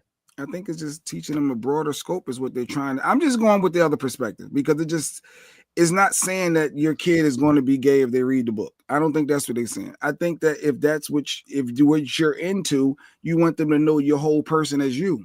So you're showing them, hey, there's other people out here other than heterosexuals, is what they're saying. That's what I think. And the problem is that we teach sex and we introduce kids to sex so damn young that they can't just be kids anymore. Any type of sex. I don't know if that's teaching them sex. You're introducing them to a subject about it. Sexuality, however you want to say. You're introducing them to sexuality that young. Just let them be kids for a minute. That's all I'm saying. Just let them be kids for a minute. They are a small percentage. We can't ignore them. So, just forget them. We just going to ignore them all. Gay people run the world, though. And there's a lot of gay people, LGBT, the drags, the this, the that. They running a lot of businesses and corporations, and they may not be out. They didn't use the C for coming out, but they doing it. So I don't know if you can't ignore them. I listen. I know this. I thought the same thing. Just let them be kids. Like, why do we have to push adult shit on kids so young? Seriously. Well, we're black and we want to push our African American history. We want to push that narrative to get that out so everyone is aware. We want to make sure our kids is black pride and they know what it is. So we're instilling what we are. And I guess that side of the population is embracing who they are and they want that word to get out. So they put the literature out there. Right? Is that fair? God bless. So is it ever too early to teach Black history? No. Yeah, it's too. The point is too early to teach sex. It depends. It depends on which way you're looking at it, right? Sex is pushed on us at all accounts. The occurrence of misgendering at birth happens a lot. Nobody talks about that. There is research to back that up. Nobody talks about that. How long does it last? Like, like for an hour or a day? No, actual misgendering, labeling girls that are boys and vice versa. That actually happens. I'm saying, how long does it take for them to figure it out? I don't know, but it happens a lot. And so, if we're talking about we don't want to, you really be putting a lot of you be putting a lot man, of. I see things a little when bit you different. start saying it happens a lot. Google it. Things different. Google it. Ooh, he said, "Don't believe me. Google it." Ooh, he said, "Believe your eyes." So we used to call them hermaphrodites and all that. Like that's a real thing, y'all. And so, okay, I know everybody wants to say there's an agenda, right? But I always talk about who's coming to dinner. If anybody remembers that old school movie with Sidney Poitier going to dinner with his white girlfriend with the white family, that was foreign to folks. They hated it. They pushed back on it. I feel like a lot of times we do that, and we see banning of books with CRT and what's Kehindi's book, how to be anti-black. Like I think it's a great book. Listen, I think equality is equality. If we're going to push for equality, there's got to be equality across the board. And this is why I say it's an agenda, because the only reason it's being the reason it's an agenda ain't even about the gay or not gay. The reason it's an agenda is because it's profitable, and that's why they're putting it out there. I would agree with that. They're not doing it to help anybody. They're not doing it to help. They're doing it because they know the temperature of the country that this is profitable. So I wouldn't call it an agenda. I would say, or the agenda is profitability. I would have totally 1,000% agree with that. There's a group of people who want that. And when Lady Q said we programmed to be heterosexual, so you're agreeing it is programming. To a certain degree, it is, because that's all we see. That's all we see. But that's why they changed the narrative. You don't always see mom and dad anymore. Now it's mom and mom, dad and dad. It's one, like so they're trying to change a lot of that programming at that early age. And the thing is, this has been around since before time, right? I mean, Sodom and Gomorrah allegedly was about this. Allegedly. Well, so, that wasn't everything Sodom and Gomorrah was about, but I know that's the thing that everybody likes to go directly to. No, I'm just saying that. Yeah, there was a whole lot, but they just happened to bring Sodom and Gomorrah just turned into nothing but gay activity, which it wasn't. No, I agree with that, but I'm just using that, saying that they've been talking about this from a historical standpoint for a long time. When you look at nature, you have same sex in bees, not bees, but insects and things like that. So I just think it's more often than not. I don't think the angle is to teach them to be gay. I think it's to explain a family dynamic if they are a same-sex home. Again, I think it's too much. That's why I wouldn't buy it. Got it. I mean, we listen. I've been called that before. Did you call what? Thunder's question? He called me a contrarian. He called me a contrarian. The Q, what qualifies someone as gay? What actions must be taken or displayed to be considered gay? Now explain to me what this definition, why an infant would need to know this. I don't know. I know it's a distraction because the same Republicans who push against this are the same ones that having gay activity in the background. But I know it's an agenda. I know it's a distraction. But I also know the distraction is getting pushed in our face. And you go like, but like Lady Q said, I'm not going to purchase it. And did y'all see that Disney exec, that whole viral story 3 years ago when she was talking about putting the gay characters everywhere she can and not so secret gay agenda? You could type in Disney executive talks gay agenda. So she was saying it was an agenda because it was her agenda, and she was an executive putting gay characters everywhere she could. She laughed about it. I mean, that's true. It's an agenda. I mean, things like that happen. Things like that absolutely happen. Like if you're at the top and you got a plan, that's about as agenda as it can I mean, get. Disney World, if the truth behind Disney World ever came out, we would be disgusted with ourselves for ever spending money to go to Disney World. Yeah, Disney is an agenda. I know y'all seen the two heavyset white dads. I don't explain it. A baby, and one of the dads are a registered sex offender. How do you explain? I don't know. I don't. Well, he was asking me. Mari is Ann likes to call me Rory Mari. I don't explain it. I don't know. I don't have the answers. I just have questions. That's it. Thunder got another question. As a group whose population has stayed at 13% for the last 60 to 7 years, please explain how pushing LGBT and abortion will help increase the Black American population. I don't have an answer for that. Doc Smith, got an answer for that? We still are having babies, though. Black folks, blacks and Latinos, brown folks are still having babies. Well, the current stats are saying 9% of the world identifies as members of the community. Only 9, so it's not even 13. Well, I thought he was talking about 13% of Black Americans here in America. That's what I thought. Clarify for that, Thunder. Sex and sexuality are not the same thing. She always screams that. We understand, but the sexuality is being presented. Sexuality is being presented. So if we want to nitpick wording and we want to nitpick, and I know y'all great for that and all that, and y'all great for this whole thing where y'all want to play with these words and everything like that. The subject matter is what is being presented. We're worried about the subject matter. Don't worry about it being. We're worried about the subject of kids having to learn what coming out means. Because when a child learns what coming out means, then you have to explain what they're coming out about. Then you have to explain what it is that they do. I'm just saying, just let kids be kids for a little while. And there are different definitions of words depending on your perspective. There are. Like, I work in a college. If you go to the law school and you say something like person, it's going to mean something totally different than the way we say it. So there's something about this community. They think they can bully everybody into their definitions. Just like when we say race and all this, and we talk about race and social construction, these are debatable topics. People have different perspectives on these. How much is biological? How much is nurture and nature? Like, these are things that people with the same facts can come to different conclusions about. And this is the one community that doesn't accept that. They can not be the same things to you and be very similar to somebody else with a very significant overlap based on how they were raised in their culture. And they're like, it could be like they just came in and changed the whole alphabet and the whole lexicon of the English language and want everybody to accept it within like 12 months.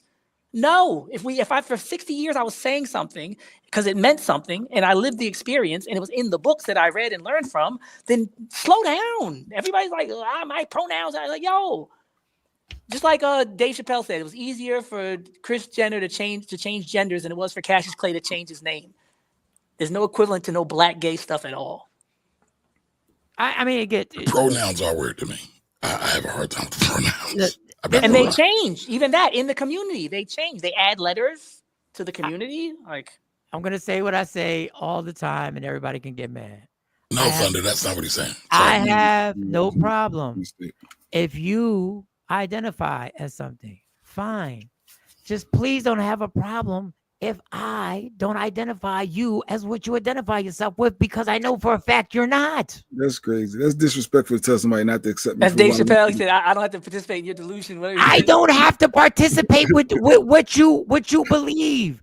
Just like if you believe in a certain statute or a policy, I have the right not to believe in it. Remember Dave Chappelle said he's going to have the Asian face? I'm Chinese. This is how I feel inside. You want and just do it. This is, first of all, I'm not going to make a big issue. I don't care. But you're not going to tell me I'm being disrespectful because I know exactly what I see. And people are protective of their kids in general. People have always been like, you could do what you want, but don't bring it around my kids. A lot of people have been like that with a lot of topics. Don't bring it around my kids. Yeah. And now we got a problem. If you want me to call you Samantha, I'll call you Samantha. But you can't get me to say, oh, you can't get mad at me if I say, but you're not a woman. And you can't say I'm being disrespectful because I'm using my common sense. Preach, doctor. Now I have no problem with you to go do it. What I have a problem with is that I've seen a woman get slayed at my job because she said, excuse me, miss. and it was a miss. It was a miss. And she turned around and he was like, I'm not a miss. I'm a... Okay, we're not going to play these games. Then you berate her. And I'm sitting there going like, what? Obvious mistake. Obviously no malicious or ill intent. Those kind of things that usually people use context when they exchange, when they use language, right? What did the person mean? Were they trying to hurt me? That should dictate in part the response. Normally. 99% of the time, if somebody totally accidentally did something, even if they bumped my bumper with their car, it's totally accidental. There's no major. It's not that. I'm not snapping. Like you got another problem going on. And the lady jumping down somebody's throat for not noticing. The lady apologized, who's the sweetest lady that I work with, who literally I would let babysit this white lady. I said, Monica, if I would have known you, I would have let you babysit my kids. This woman is tremendous. This ain't make believe. She's tremendous with kids. She apologized, and you wanted to make a scene about it. For what? What are we making a scene about? You know why she called you. You know why she misrepresented. You know why. Or she said Mr. and she was like, I'm not a Mr. I'm a Miss. I'm sorry, I had it backwards.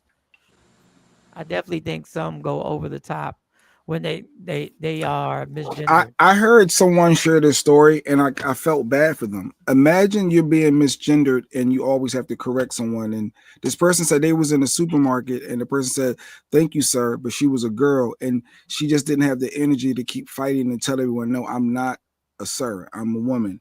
I go through it all the time on the phone because my voice is high. My whole life.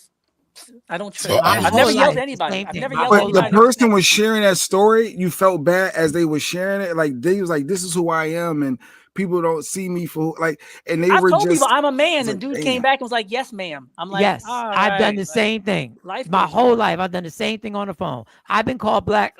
I know y'all don't get technical, Kamari. I've been called myself black my whole life, and I've been like, I'm Puerto Rican. Okay. So you don't correct everybody all the time, but sometimes you do. No, you're not gonna make this race and another's ethnicity. But okay, sorry. You're not gonna make me feel. Oh, I'm supposed to feel so bad over this. You went through so much because you have to correct people when you know why you have to correct them because you look like something.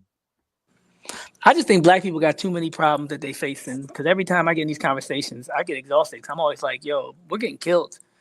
Like, we're getting killed in these streets. And people are like, yeah, my pronouns and this. I'd be like, yo, shut that shit up, man. Like, I don't got time for it. That me personally. My occupation, my lifestyle, my focus, my 100 units of energy per day. I can only give like 1 or 2 to that ever. And I'd be like, bro, that kid that they're trying to railroad that stabbed the 2 twins and there's no video coming out. The one I just sent you, Simi Valley, where they beat the kid and chipped his teeth. And that, like, there's things going on where people are just being jailed and murdered. People being taken to black sites indefinitely. Never have to have a trial. Never have to get out. No due process. That's happening right now. They're rolling up in these U-Haul type vans, grabbing people. And now they're doing a deal with Venezuela where they'll be able to ship even Americans because it'll be American territory, right? Yep. They'll be like that's going on. You think I give about a pronoun right now? Can you imagine somebody in a burning house talk about some, yo, where's my pancakes? I might end up knocking you out, bro. Your prioritization is so skewed that you might have a physical conflict with me if you come up to me talking about something that's that unimportant while the whole constitutional crisis is occurring where we're losing our democracy and risking tyranny in World War III. All right, well, we got a lies detector before we get out of here for the men. This man made a statement on men being men. So it's time for action. Thanks you for joining the Takeover Legends. It's time for No Lies Detected. Right here. Yeah, and what you do don't add up. You ain't a man, bro. You not a man no more? Bro. Off the rip? Off rip, bro. The second you say, we gotta go back to that. This is old school shit. You got a woman in your life and you say, yo, babe, I got this. This is getting done. We talking about black men now. We talking about, I'm gonna pull this because this is important for fucking men, black men to understand. Stop saying shit you ain't gonna do. Yeah. You heard? Stop making excuses. You tell this woman the first time is the only time. I agree. Huh? Yo, babe, this is what I'm gonna do. That's it. 10 years from now, you still doing what you said. You only say what you're gonna do one time. Ain't no excuses. Ain't no justifications. Ain't no, hey, baby, keep your fucking word. Why you saying you gonna do it then if you ain't gonna do it? Your babies ain't gonna eat tonight because you too much of a pussy? Huh? Your babies ain't gonna eat tonight because you too much of a coward? Your woman can't be protected. She can't trust that you gonna say what you mean and mean what you say. You fucking liar. You can't. Fuck is you talking about, bro? Why is we sitting there? What you say and what you do don't add up. So you saw that dude's face? Thing. You saw the other guy's face? Yep. Hit dogs holler. He was like, off rip right away. You're not a man. I think you felt that one, bro. I mean, any comments? I mean, his name is called Mr. Smart. He's a first-class potter, and I don't think he's ever been married. But I'll leave that where it is. But they say your word is your bond. You give your life, your word should fail. That's supreme wisdom. It is, but all four of us in these spirits have been married and been in relationships. And I would bet that all of us have been accused of not keeping our word because something didn't happen in the right timeline. Wasn't our intention. We intended to keep our word, but something happened and it didn't go the way they wanted. And we were deemed as not keeping our word or liar. That's all I got. I mean, like taking out the trash or something. That's different than what I think he's mentioning. He's saying something like, "Babe, I got us. I'm gonna hold my family down." Yeah, me saying, "All right, I'm gonna take the trash out," and slip my mind. Listen. It's not an arbitrary event that happens throughout the course of the day. I think he's talking about something that really speaks to I've been married the a long fabric of your time. being, That's all like your we'll character. Because there are things that people don't do that I say is human nature. There's other things people don't do that I say is reflects on their character. Very different things, though. There are a lot of things that reflect on character. Absolutely. But there's some minor things where I say, you know what? I forget things too. You said it, but we didn't do it. But there's other things where it's like, no, you told me you was going to bail me out. You told me that you was going to hold my kids down while I was locked down. No, you're not a man. Your word ain't bond. And I say that. Here's what I say to my kids. I say to my kids all the time, don't let your definite be a maybe. Never be that person in the crew that makes these promises. And when they leave, the whole crew be like, you know that nigga be talking. Never be that person. Never get that reputation for your word is a maybe. Because I don't care if I'm threatening somebody. When I say something, everybody in the room be like, oh, it's about to go down. He's going to do that. Even something bad, I would be like, I'm not going to say it if I'm not going to do it. And I think what I appreciate, we all fall short. We're all going to fall short. All of us. We're all going to fall short. But when the standard is, there is no, this is the standard. Your standard is to live by your word and understand when you fall short, you fell short. When we make a standard and everybody's striving for that standard, and we stop making the standard is falling short is acceptable, that's where we get into the problem. And that's why people will say what he said is drastic and it gives no wiggle room. No, this is the standard. We accept the standard to make the NBA. The standard has to be you have to be the best 1%. And if you didn't make it, then you weren't the best 1%. I know there's circumstances.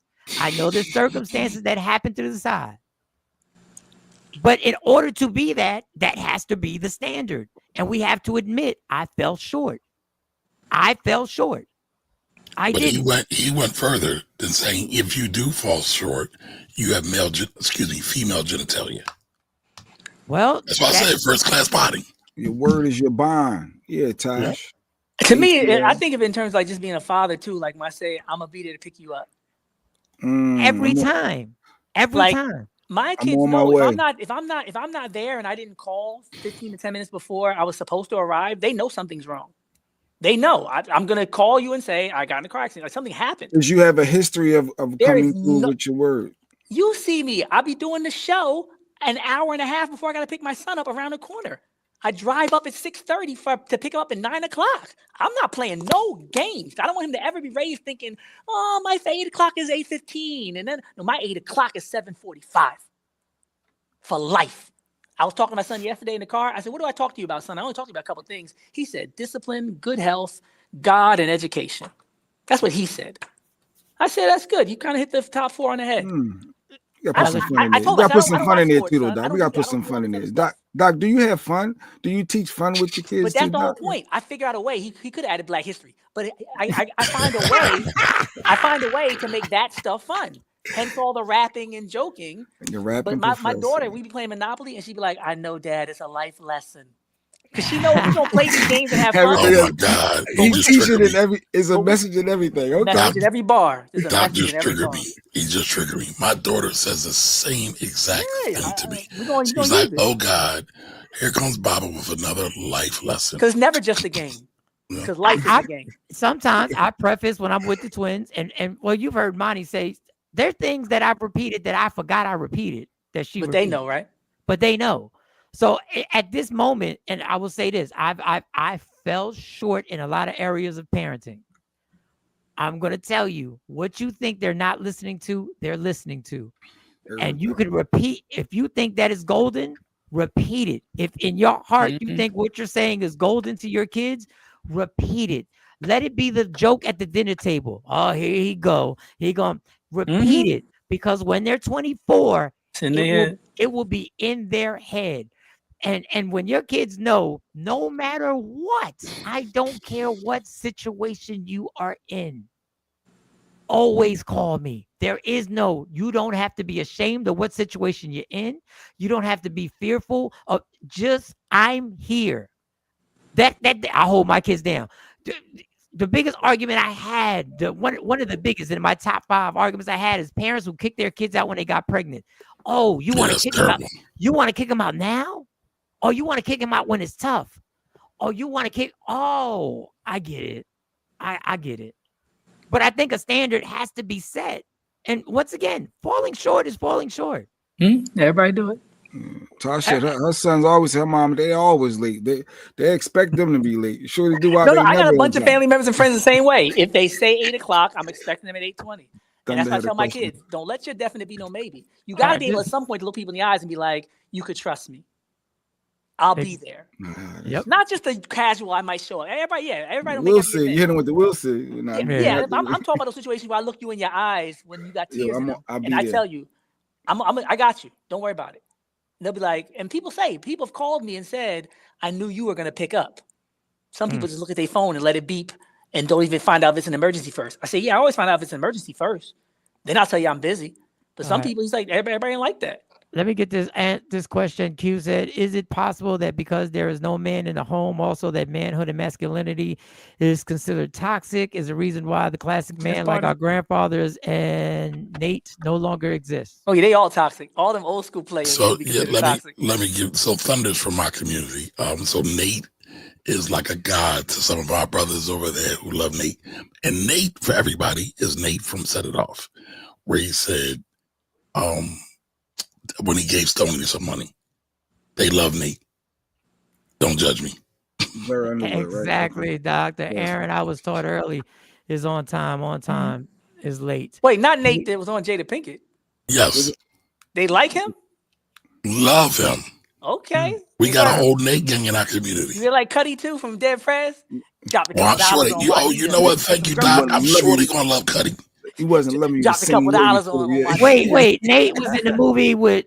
Set It Off. Set it off. Agreed, Mike. I'm always falling short. Literally. Shut up. Stop playing. You always falling short. That is terrible. I never got parents that kick teenagers out when they're pregnant.